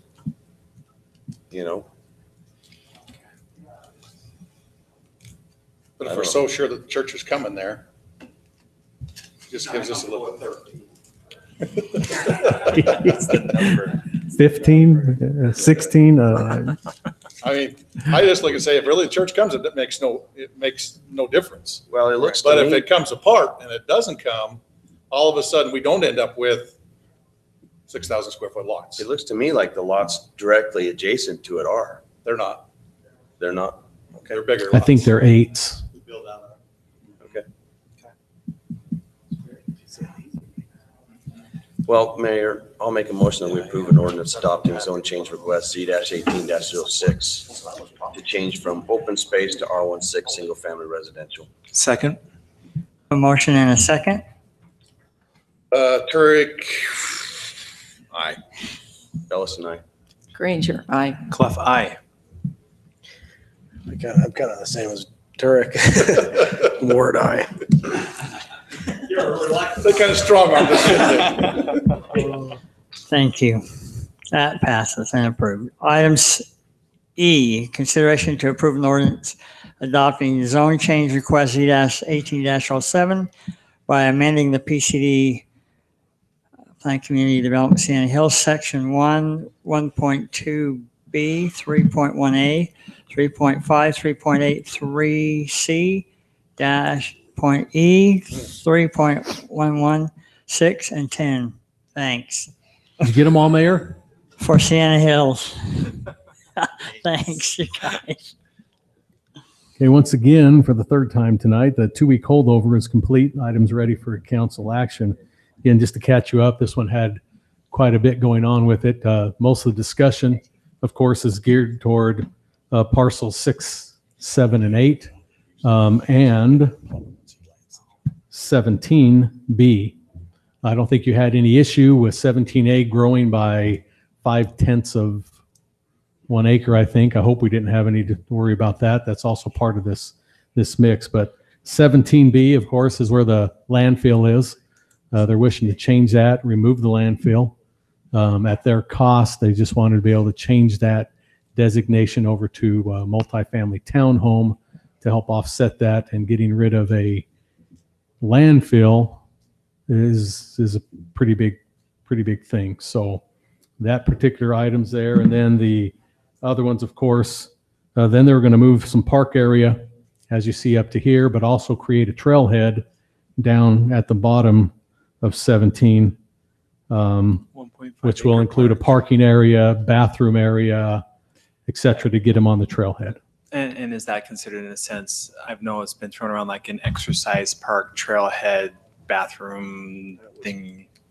Or is that just a trailhead bathroom? That's the one that left. Well, the design hasn't been proposed to us as of yet. We could Right. let the applicant, maybe if you wanted clarification, we'll be more than glad to bring them up. I don't want to, I just know that the things I were told that it would have parking, restroom areas for sure, and access to the trailhead. So somehow it'd be all tied together and then go down the trail to head down to the hellhole area. So, and we talked about changing the name quite a bit last time, but we won't get into that because that's not part of the zone change. The other part of that park being moved is they would move it up here into the area known as 10E in the commercial area. So it was a 4-acre park was designated out, and that's the other 2.5 will be kind of blended in with this commercial development. I think there's some plans that talk about what they'd like to do there as that development occurs. So the other issue, of course, is parcel 6, 7, and 8 going to the overnight vacation rental use. And again, as I first had this come across my mind, it was not just no, but HE double toothpicks no. That's just how I always look at everything first. And then I start thinking, okay, Drew, calm down. And I start peeling, as I told you, I peel back the onion. As I went out and looked at the area, I thought, wow, I guess this really isn't this bad a place to put all this up in this corner. It's away from everybody else. One of the few that we've had is away from everybody else. And it sits up off of a major road that ties into our interchange. It's like all of a sudden I'm going, okay, not a bad idea. I had to eat my crow that I had spewed out, a day or two before that. So here's the issues before you tonight. I'll be glad to answer any. Let me get to the vote. Unless you want to go through the signage part all again. You can pass the signage unless you want me to drag the scroll for you as you read it out. No, we've been through that. So recommendation, just to recall for the City Council, the Planning Commission by a vote of 3-2 recommended approval of Z-1807, but they did eliminate parcel 17B as part of their recommendation. They approved everything else with that, but as it said, the Planning Commission did not 17B. Now, staff's recommendation was recommended approval, and again, it's based upon you have to weigh out that park versus the landfill, which could, and as we had much discussion, and you got a lot of good information 2 weeks ago about a contract between Sitla and the city, I think really needs to be weighed out heavy on that, and I agree with that and in favor thereof. So, but I'll be glad to answer any questions that you might have had in the 2 weeks. To make sure I've clarified, 17B as it sets today was going to be that park site. Is that correct? Not just the 1.5 acre park. Right. But 17B, which is a little over about 4 acres, if I recall right. I'd probably have to, I don't know if I had the exact square footage on it, but yeah, it could have been anywhere from 4 to 5, but. So the proposal is to take a 4 acre park and move it up. Part of it. 2.5 acres of it. So, yeah, that's what I was going to say. I seen that top part only becomes 2.5 acres. Yeah, rather than move all the park away, the discussion. So we'll take 2.5 acres, but maintain 2.5, the other 2.5 for the trailhead and those facilities. 1.5. 1.5 will be designated, a minimum 1.5 for the trailhead. Okay. And then, so that out of the 4 acre park, so that they were 1.5 and 2.5 equals the 4. Yeah. So it's the ish.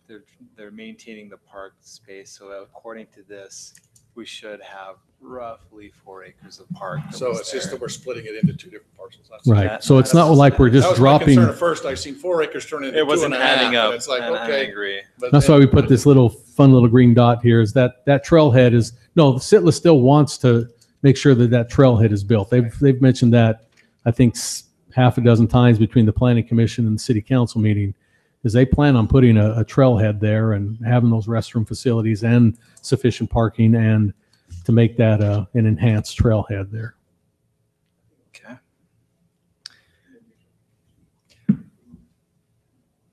Is it time for questioning and seeing what's going on?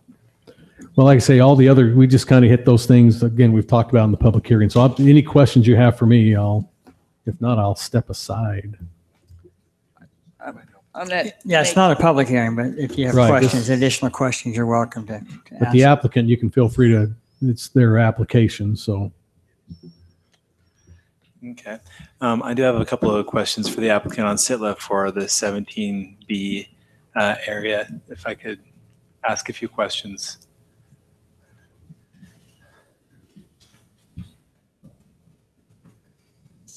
There we go. Am I being timed here? You know what? Until that goes off, you 1 keep second talking. left. World's shortest answer. This is like Yeah, so- the feeling that you can do it. Okay. Yeah, so just Kyle Paisley with State Trust Land. So if I need to, I'll lean on Aaron, but. Okay, a couple questions I have relative to how those all come together. 17B and 18. 18 is considered, it's going to be townhomes. And are these single-story townhomes? Are they double? No, it's multifamily. It'll be multi-story, multifamily. And those are 2 to 3 stories? Yeah, probably. I don't know. We don't have designs, but Okay. it's 22 units per acre. So you're going to have to be 2 to 3 stories at least. Okay, and so that same type of multifamily would be proposed to be shifted over the park. Perhaps, yes. And so that's the basic idea, is to have those things roughly to the same density. Right. Right. Okay. No, is that, I thought it was apartments there at 17B that was. It at 22 units per acre, those are apartments. You're not going to get townhomes at 22 units per Right. acre. So Just yeah, wanna be- make sure we're all. More dense than what's up on 18. Right. And Aaron, please come up and Can I? correct anything. I thought you were going to ask me about the landfill, so that's why. And I came up. will. I'm getting Okay. to that. It's just that how they connect. It just feels like I just want to understand the intention better. Right. On that. That's Okay. all. Oh, okay. No, that's fine. I'm going to Just- take over Apple TV here real quick. Oh, yeah, you're just taking over. You betcha. It's Council Apple TV, right? Okay.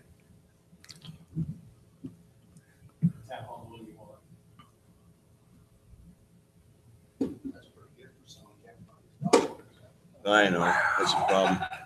This is an example of one that's 22 units per acre.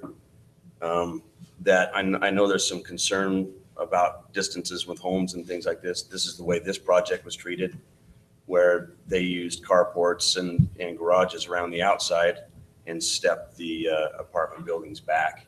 Where is this at? This is over on Mall Drive. Riverside Drive and Mall Drive. Yep. And if you ever get a chance, go by it, go drive through it.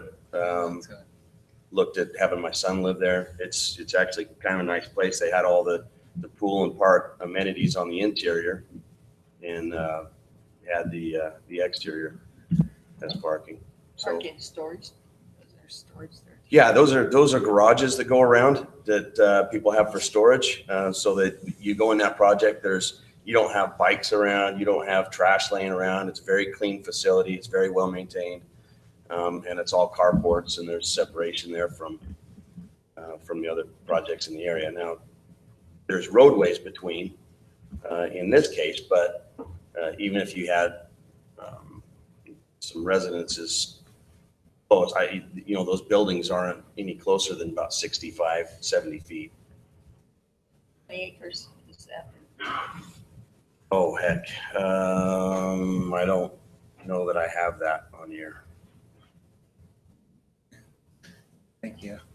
One of the reasons why I was asking for this is going back to what we had on the site.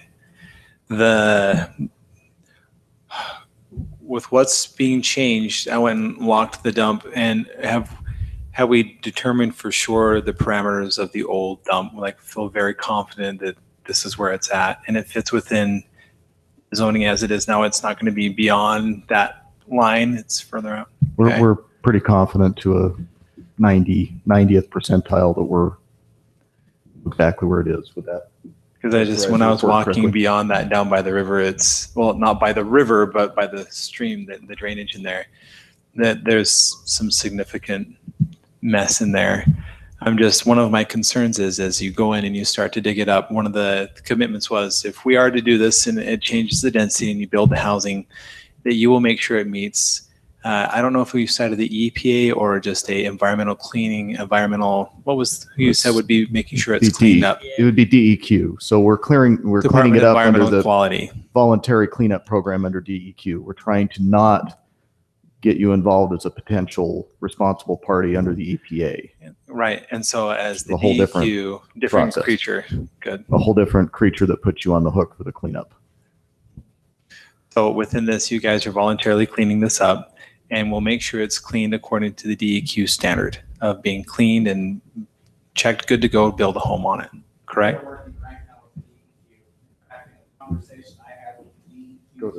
Come on up. Thank you, Aaron. Aaron Langston with Zitla. Sorry, we're tag teaming this, but in a conversation that I had with the DEQ today, and specifically this would be Rob Powers with the DEQ in the Salt Lake office. He said, what you guys are doing is the best possible scenario for this cleanup. He says to actually remove the landfill. He says you can't ask for a better situation than that. And just to quickly touch on your drainage, we cannot get into the drainage. So, and specifically, this is the southern boundary is what I'm assuming you're talking about. Right. That would be a Army Corps situation, so we're not But going to get let's into talk that. about that. So when you say you can't get into the drainage, you're talking about the building or the All of the above. eradication of trash. All of the above. So, We're if not- you do we're- find that it actually does come down into the drainage, you're off. You can't. We're not seeking a 404 permit that would allow us to get into that. Now, if we uncover something and we determine that we have to go that route, that's something we could explore, but current plans do not allow us to get into the drainage. Okay, and that was just as seeing as the level of contamination outside of the dump boundaries as far as it was shown. I just wanted to see how that would be addressed. So it's Right, and from the contamination standpoint, once everything is removed, at that point we have landmark testing come in and they perform all of their tests. And then those tests are shared with the DEQ, at which point the DEQ has to give us the thumbs up. Yes, we see that this is completely removed, go ahead. Or they'll tell us, no, it's not. You need to do these additional measures, or you need to go down deeper or wider or whatever that is. But we are knee deep in planning arm to arm with the DEQ. Thank you very much. Within this, cleaning it all out, are we going to make sure that in these areas, 17B and 18, that there is no overnight rental overlay at all? That's not part of this. That's not even part of the request. Okay, just a verification is a good question on that. It seems like the homes that exist in Ridge Point, the first 10 in there, when I went and looked at how things are all staked out right now, it seems like when you go through to remove all that, there will be some changes into the existing structures of those homes, specifically the fences and trees. Are there going to be trees that will be removed that are on the other side of the fence in the efforts of cleaning up this dump? Regarding that, the first 10 homes actually, including the clubhouse, are in trespass. So this is an issue. They have built their structures and planted trees and so forth on Sitla property. So it was about 2014, 2015 when I wrote a letter to every single person within that perimeter. And in fact, even as you go more south, lots 47, 48, 49, or 48, 49, and 50 also had the same situation. So, and I knocked on every single door and hand delivered a letter. It was a lot of fun. But the way that we presented that to these folks was, we are not going to have a zigzag property boundary. So you can do one of two things. You can either purchase the property that you are in trespass in, and that's fine, or you can remove your trespass. Take your pick. But that was every property owner had to agree to purchase That's it exactly on an correct. exact straight line, and you haven't gotten that So yet. we had 2 homeowners who said we would like to purchase it. And what makes it difficult as a clarification is of those 10 homes, 6 of them are widows. And so that's why a lot of this of being able to buy that has been very difficult to mitigate that change. And that's something. But we're not talking about. I'm just talking about that particular area of why This they're will gonna have to take actually, it in. this should benefit them. If they had acquired the property, which would have been their prerogative, then they could have expanded their rear yards. Really? But under this scenario, our developer will build a wall, and it will be a nice wall. So if you look at some of those, and I don't want to call them all out, but a lot of the fences are a little bit older, Dilapidated. less stable. The wall that we will put in will be good. So yes, it would actually be a significant improvement for them. One thing that I'm concerned about with anything that's expanding on this is whether it was a park or homes, is that we have already had one fatality on this trail due to a 16% grade.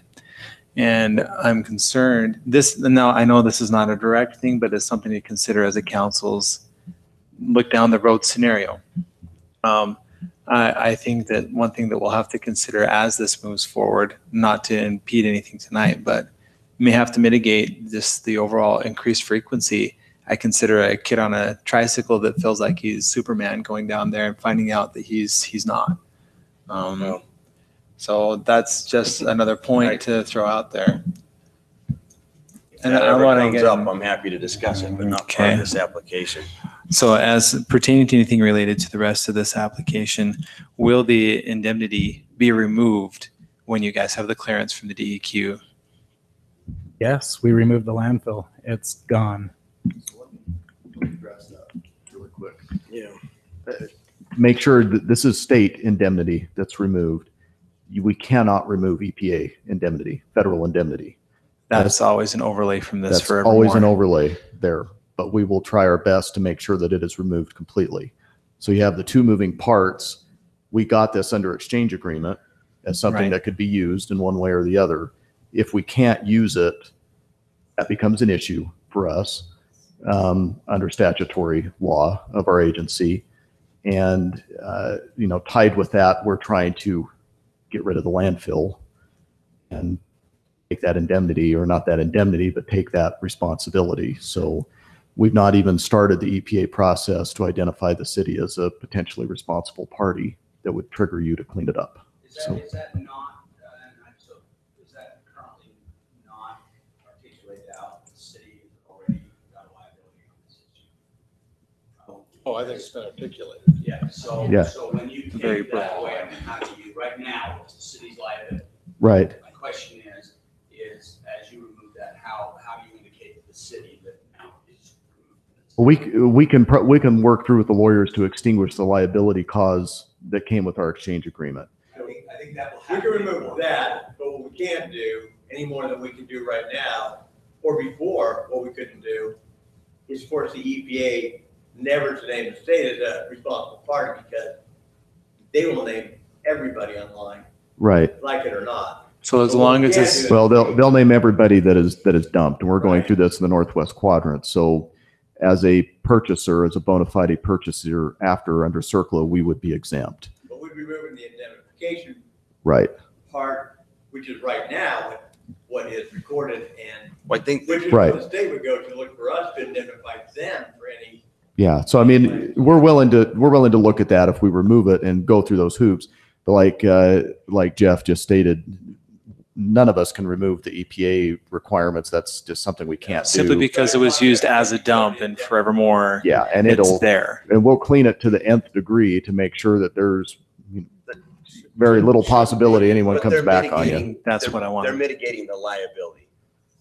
Yeah, we're mitigating the liability, and we're willing to extinguish the liability clause once we do that, and take everything within our power and the city's power to do that. If the That's city great. If EPA be willing to remove both of us as potential responsible parties, that'd be great. I've never done the EPA do. No, I haven't either. So let's just, And I appreciate the clarification of what would be mitigated right. in these You're efforts. considering that Sitla would not have any obligation to it because you were the purchaser and came in after the fact. Right. From the EPA. From the EPA's perspective. Yeah, Yeah, it's just between the part, best you can do in state the property is you have the other party agree to indemnify you if whatever happens and the EPA comes after you anyway. Because Right. it existed. That's the best you can do. Yeah. It's my experience. On these homes where you're suggesting you'll build a wall, obviously the wall's gonna encroach into your property. Well, it'll be on the property line, It'll be on the just like property. any wall would be. Okay, so it will encroach into where they've used your property. Yeah, I'm assuming, right? Yeah. That's what I was. More than likely. Technically, that would be our developer that would make that decision, but they would have that. But the encroachments are not huge. They're a foot. Yeah, I mean, they're not big. I mean, the payment for the encroachments on several of them were just a few $100s. Yeah, so I mean, they're not huge. We just wanted to clean up the property line, and we still, could work with that and do that with the developer with the wall, but there are encroachments there, and we need to deal with those at some point.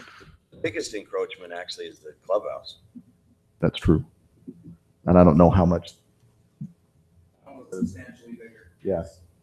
Off the top of my head what that was. So do you see a way that you could resolve that for those folks? To resolve the trespass issues, I'm sure there's always solutions to every problem. I'm sure we can figure that out. They're not such big trespasses other than the clubhouse that it's really going to be difficult to fix. But it does need to be fixed. I mean, so they're not, half an acre spill. We do have some around in other jurisdictions that are half an acre into our property with buildings built and swimming pools and that are much more difficult, much more expensive to fix. It looks to me like the clubhouse may actually be mostly out of the property line with 17B anyway. Yeah. So. Yeah, and keep in mind we've gotten rid of previous development up on the ridge that was there, 19. That's no longer in the plan, which was part of the original plan with the exchange agreement, was to be able to have that development south of Telegraph. We're all aware that these people expected a park. Yeah. Okay, and maybe they've only really clearly expected a park since 2013 or so. Yeah, it was just a dot before that. So. Okay, but it actually was part of parcel 18 when it originated. Yeah, it was part of 18, and there used to be homes south of 17B across the wash, which we voluntarily removed when you redid your hillside ordinance, which we worked with you on throughout the city. So we voluntarily removed that when the hillside ordinance was done. Although we would have been grandfathered in. If this becomes our only solution, I understand the planning commission wasn't convinced yet, and I'm not sure where I sit, but what happens to the views of those homes that would be looking into this development that you're proposing to put there? The views of what? Their views. Their views of whatever is behind them. Well, they're not going to see empty dirt no matter what happens there because we're going to build there. One of the questions on mine is height is an issue. This was the original, just so everybody knows, this was the original. Yeah, that's the original. 2009. Yeah, and that's consistent with what came down since the exchange so there agreement. never We was a started park working. designated right there. No. Originally. I have become Sorry, I don't mean to monopolize your aware time. that parcels 6, 7, and 8 probably are as good a place that we could put next to the freeway and next to the hill and removed from people for short-term rental. But I continue to have concerns about how much short-term rental is moving into our city in such a short time. Probably my reaction has been something like yours. Hell no. Okay. Not only. Yeah, no, well, whatever. We're talking about hell. I'll try not to swear in my time here. I'm at going to the lose. museum. I'll get in trouble. But Heck hole. But that brings me to a consideration for the council of some serious import, which is there probably isn't a better situation for us for a short-term rental than that area. But I really would like us to talk about a moratorium on short-term rental after that until we find out what the implications are for a city of so much short-term rental in such a short time.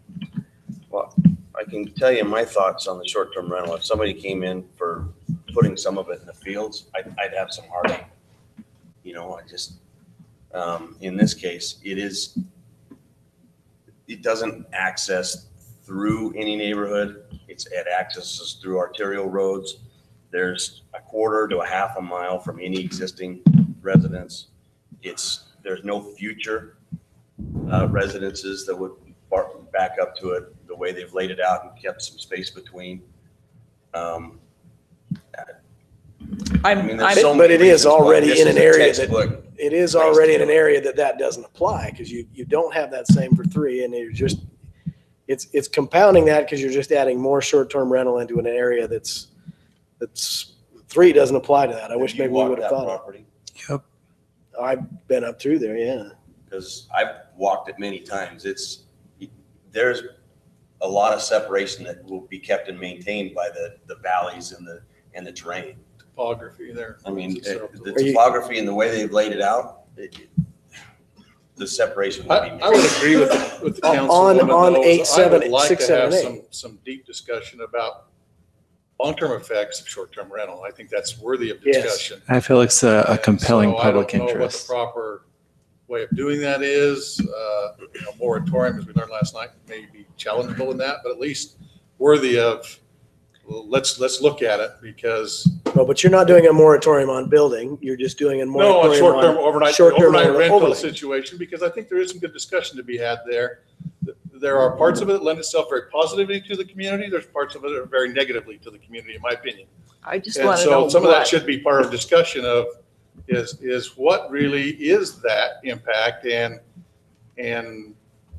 should we mitigate it, or do we let it go as it is? Is it fine with what's happening? I agree with some of that discussion. Yeah. Okay. And maybe we can put it on our next workshop agenda and look for what we might be willing to do at our next regular meeting.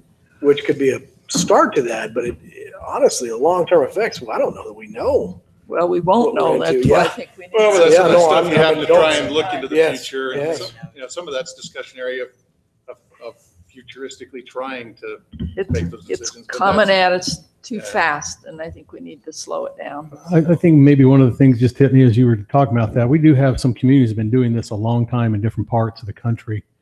I'll sacrifice and volunteer myself to go to Southern California for 2 weeks and talk with all those communities and find out just for you folks. We're gonna take the Hawaii. Throw out a man who cares. Oh, I forgot. I didn't even think about Hawaii. Yes, Hawaii's a about perfect place for that. going But to the I epicenter. think there's places we can get a hold of.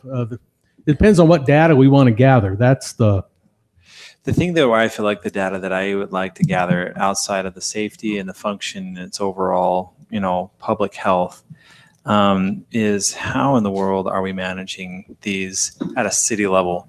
Because if we're already ranked within the top 10 and there's no, That's a little bit skewed. You gotta be careful. I got to be very careful how I say things. But I will say that this is an issue that is going far out of control, and it needs to be handled before it becomes worse. And if I may tag on to that with some of the comments, is I've said this before to the previous council. I think before the two of you came on, we talk about this often. I said, I know that there are hundreds of these out there in our city that are illegal. That's just a given. I don't think we have enough until we've made almost a 1-for-1 for the illegal ones to say, now that we are shutting you down, hey, here's a place you can go legally. So we're not sitting there saying, we're just kicking you out and beating you up with the billy club. We're just saying we're going to hit you once because you shouldn't have done it. But hey, here's where you can go, and we have a unit. You can now sell this home and buy into this project. I'd like to at least offer a 1-for-1 or a 1.1 or a 1.2 of available legal ones so those people can move into them. See, that would be helpful for us to get a little bit more time to see what exists, even at that count level, to see if we can match that. 'Cause I I'm hope just there's throwing not that out some- for food for thought. Yeah, it's a comment and question for a workshop. Let's move Okay, on. fair enough. Now, within that, sorry, Councilwoman Granger, do you have anything else to finish on that? No, I'm still distressed over the 17B, the impact on a community that didn't anticipate that impact. I recognize on the other side of that is we have a mess there that needs to be cleaned up. Do we have to have the density that's proposed, or can it be more in line with the density in 18? I'm wondering if there's a middle ground here, which isn't going to satisfy anyone. And I recognize if there's a middle ground, no one's going to be happy. No, it's, but then our job's not always to make people happy, but to do the best job we can. And if we can't do a good job, somebody else can be elected next time. We'll do the best job we can. So what you're thinking is that if there's a way that we can get that density under the 22 units as part of I realize the mitigation. Yeah, and I compromise. know why it's high. It's because of the cost of moving the land and the right to have that acreage and to develop. I get all that.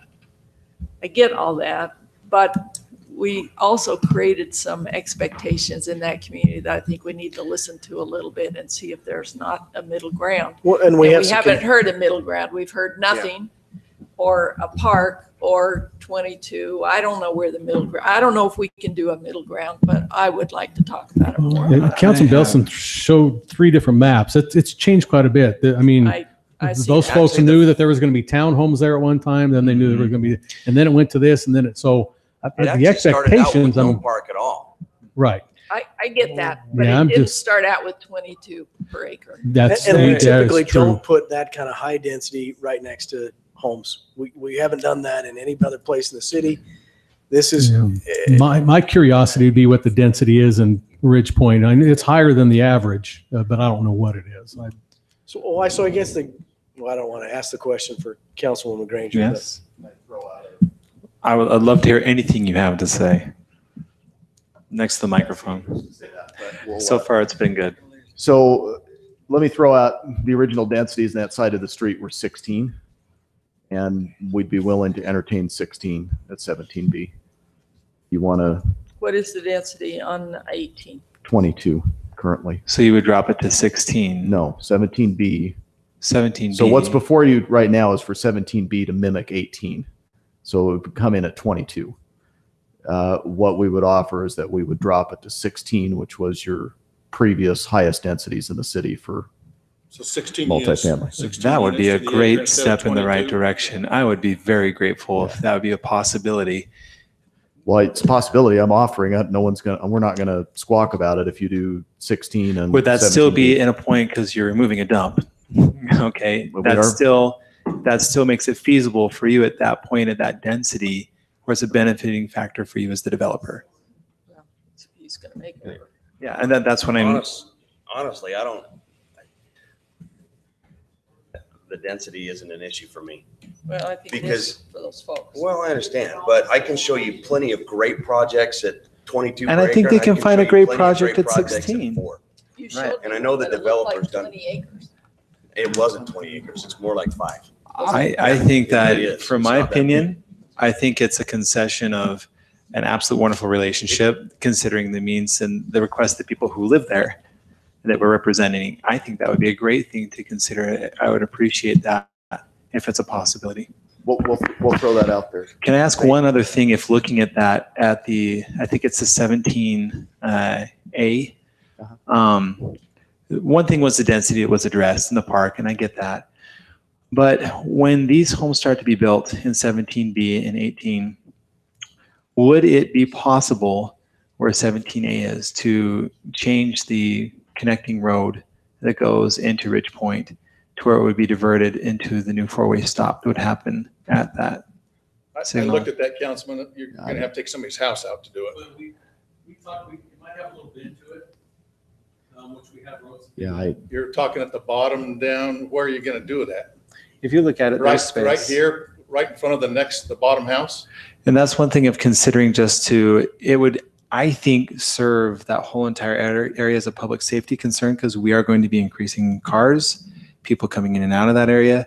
And we're talking about an area that's a conglomeration of 55 and older, technically 75 and older for majority. I think though, once that intersection comes in, it's going to become signalized, which then takes care of your problem. Exactly. So that intersection will come in. Would it be possible, I understand, to make it to where all that traffic that goes up into Ridge Point as now get diverted straight to that traffic signal rather than having, 100 feet and then a traffic signal? That's not part of the motion tonight, so I'm not sure that we can think about that. That's just a suggestion. Has nothing to do with this motion. Well, but that being said, we're willing to look at the engineering. I don't think it's going to meet the access management plan for the city to do that, but I can't tell you that with certainty. Thank you. But we can look at it. I mean, I felt like it was part of the discussion. I apologize for No, being no, outside no, of the no, no, parameters. no worries. Okay. That's off the top of my Mayor, head. I'm ready to make a motion. I'm not ready for a motion on one other thing as a discussion in 6, 7, and 8. Would it be possible, because I feel like there are some significant things about that in the motion, to not approve all 3, but maybe 2 of the 3? But I'm making the motion. Okay, I'm going to amend your motion, you so can- make it. We can talk about amending it or however the case is, but I'm going to make a motion that we approve an ordinance adopting zone change request Z-18-07 by amending the PCD Plan Community Development Sienna Hills Sections 1, 12B, 311, 3.5, 3.83C, and E, 3.11, 6, and 10 for Sienna Hills. Can I ask for something else to be added in that? And that's Sure. that we address the wall height, Yep, and I would It's like in to the- add to my motion that the walls meet city ordinance. so no more than 6 feet. And I like to And we amend also within go that down to- motion. What about your 16 units? It's not, All right. the density isn't All right. the issue, I the just- quality of product. Just wondering is the where your issue. motion's at.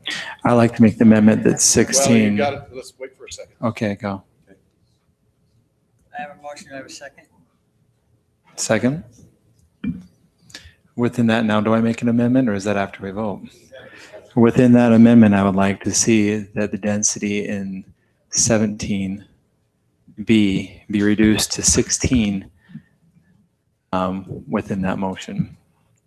And that of the 3 areas that proposed with the overnight overlay, that only 2 of the 3, which are 7 and 8, be granted that opportunity to have overnight overlay at this time. And why is that? The reasoning is because the overall percentage of the homes, I think we're pushing where these areas that were used as the example for us to consider as the golden childs are pushing 75% of those are overnight overlays. And this is going to a state of 100%. We are going to be 100% of what? 6, 7, and 8 is everything's an overlay overnight. Right. Yeah, but it fits up in there. That's the thing, when you look at that. A lot of if you were things to fit look- up there. Well, Don't get if me you were to look and wrong. Say, where would you find, what characteristics would you look for in an overnight overlay zone? And you couldn't find a better layout than you've got here. You've got separation, you don't impact any of the neighborhoods. You've got freeway direct access on and off into the commercial centers. In all reality, you couldn't ask for a better spot if you're talking overnight. I'm not debating a better spot. I'm debating the fit to the community that's there and the fit to our overall city. I feel like it's something that's starting to get out of control. And I think that would be a That was the good, discussion we talked about do we look down the road? But I can understand. so your- part of looking down the road is part of my motion to approve as amended to that, to approve 7 and 8, because I agree they're further away. That's fine. But I don't like that concept of 6. I think it'd be better to separate the two. If you walk that.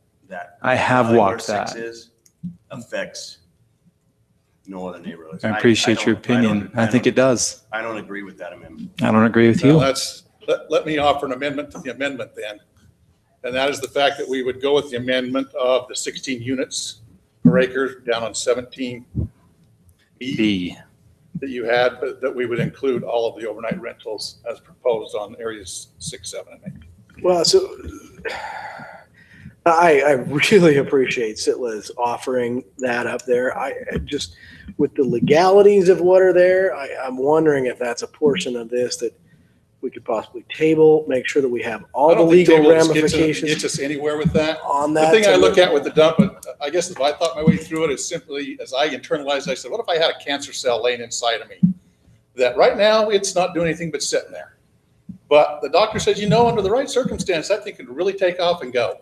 And that's kind of what we've been told here. And now we've got somebody offering to say, I'm willing to go in and get that out of there so you don't ever have a problem with it. Why would we not capitalize on it, especially when they come and said, we'll downsize our density there? To me, you've got the best of all worlds offered to you on a silver platter. Well, we just approved, or we just talked about an affordable housing plan, so. I know, and that's where I say things very carefully.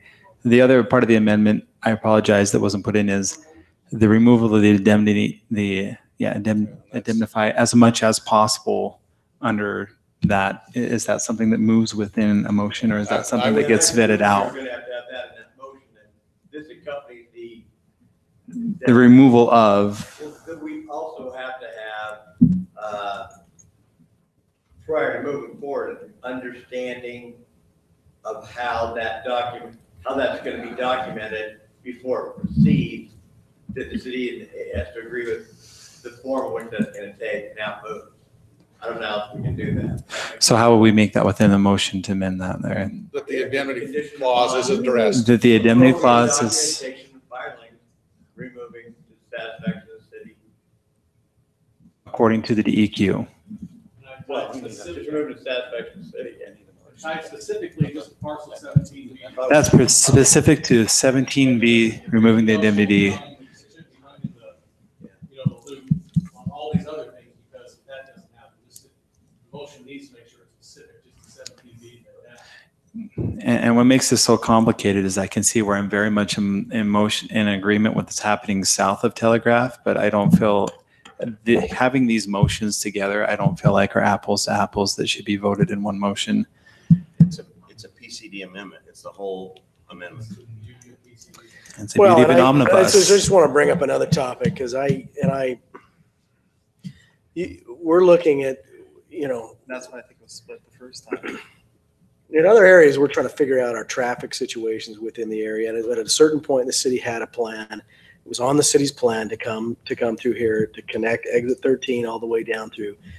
There is no other place where you can cross that bluff.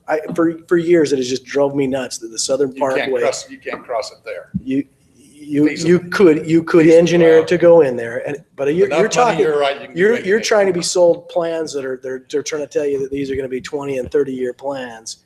You haven't yet come up with a 20 or 30-year plan, let alone a 40-year plan that's going to move that around. You come down there and you end up tying into the Southern Parkway. You belt your whole community. That's the only 30, 40-year plan that's been proposed. I think that leaves. And It was rejected for a reason, in my opinion. I think we have a motion on the table. We have a motion Another and second. we need another, Dan had a second, but I don't know exactly what was in it. I'll state the last amendment as I amended the last motion, which is that we approve the ordinance as been proposed with the change of the 6-foot wall language in the manual to not to supersede 6 foot, and that we also drop the densities down to 16 units per acre has been proposed down on 17B. And the indemnity clause be addressed as part of that. Well, that's the motion. I'll agree with that. Have a motion and a second. Tori Kai. Bellis and I. Well, and I think I'd like to see some of it cleaned up a little bit better on that. I'd love to see some Vote it legal. out. Well, I still can talk while the vote is out there, but you're. Really, you can't. Once the vote begins, the discussion ends. Now, if the vote doesn't pass, then you're welcome to speak. Then we have a discussion. I'm not aware of any limitations on when I can speak, but I think I think you'd be a little cleaner. Even if you have to just Except for this see some of your legal documents placed in there and yeah.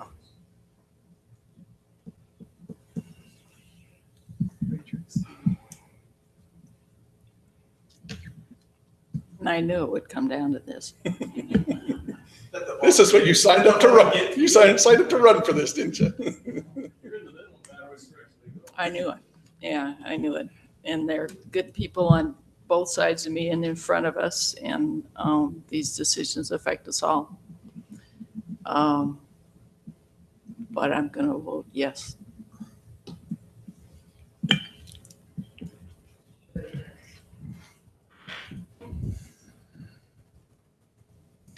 Clef aye.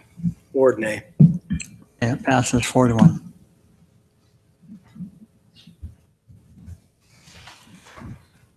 All right, take a deep breath and have reports from officers from assigned committee. Anything to report?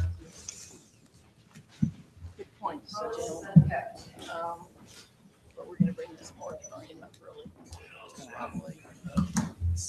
We can look at the language if we don't agree with it. We argue with it. But the other thing is, not helpful. But one of the things that they with the density that they have. I'm not sure that we still have. We'll move on to the city manager report. Yeah, let's go. City manager report. All right, with regards to I just got a couple, Mayor, just updates. The Red Cliffs water tank is now full. This is the 2 million gallon tank. It's all full. It should be in service on Friday, meaning the tank's in service, but we're finishing up the booster pump, and that will be online mid-June. So really it becomes full effective mid-June. We're also going to be, I think Mike had mentioned this, we're kind of going to bury part of the tank, and I don't think it's so necessary to bury it from a site standpoint, but it does help, but also it'll help keep the water a little cooler, and so we'll be doing that. We should have the irrigation plan, the draft of the irrigation plan to you about mid-June. The road maintenance project is all done, the chip sealing and that, and we felt like it turned out really well on us this year. And then the power, the substation is complete. There's just some minor cleanup. This is the Parkway sub, minor cleanup. They're making the final connections to the 69 and the 12.5 kVs, and the KV, and that is scheduled to energize on May 31st. And nobody's heart was really in my report, but there you go nonetheless. I'm sorry. I do have a concern that I would hope that you would take. Okay. It's Washington Parkway, of course, but you know, we're going to need on that parkway, if that comes to fruition with the Northern Corridor that made some progress today, access to those trailheads. And I don't see that in any of the planning so far, and we're going to have access to those trailheads. So. This on the north side there that you're referring to. Right, because it would be on this side, right? We have to get on that Yeah, side. we need to get on the other side. We need to get across the road to get to the trails. Yeah. So there needs to be some planning about that. Okay. I'll take that and we'll begin visiting about that. Thank you. That's it, Mayor. All right, entertain a motion to adjourn. So moved. Bellis and I. Buffy. I'm not voting against that one. Well, there's just a concern if have we reduced our ability to get some affordable housing by that? Well, according to them, when I asked them, we have. He says we can address it maybe when it comes to us later, but the individual who they had on the hook for it was interested at the current rate, but this is new. He doesn't think so. At the 22. At the 22, they were interested. At the 16, that's new, and he doesn't think so. But that guy, nobody's asked. That's the challenges with compromise. Yeah. Didn't he suggest? I pick on this one. He suggested the 16. That's what he suggested, but then he said it's not feasible. Well, He does the 16. I see, I made that very clear when I talked to him, because it's still feasible if you do that.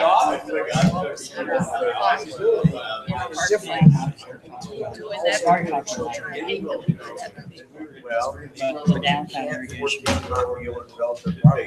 Guys going into mitigation. Downtown irrigation discussion. But I thought within our general plan is that we would make sure that things had proper changes in density as we go. Vacation rental. Well, there's no way that density matches closely. Moratorium. What is their density? Vacation rental. Right. Well, I was going to say it's a mission of our general plan. Right.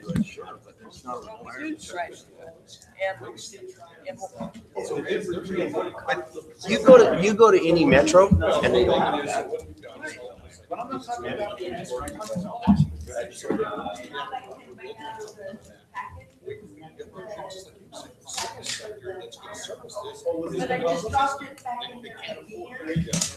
We've got hard copies.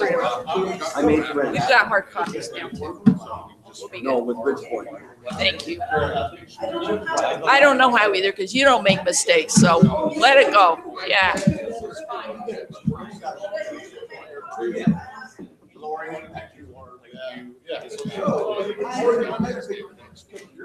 They'll make.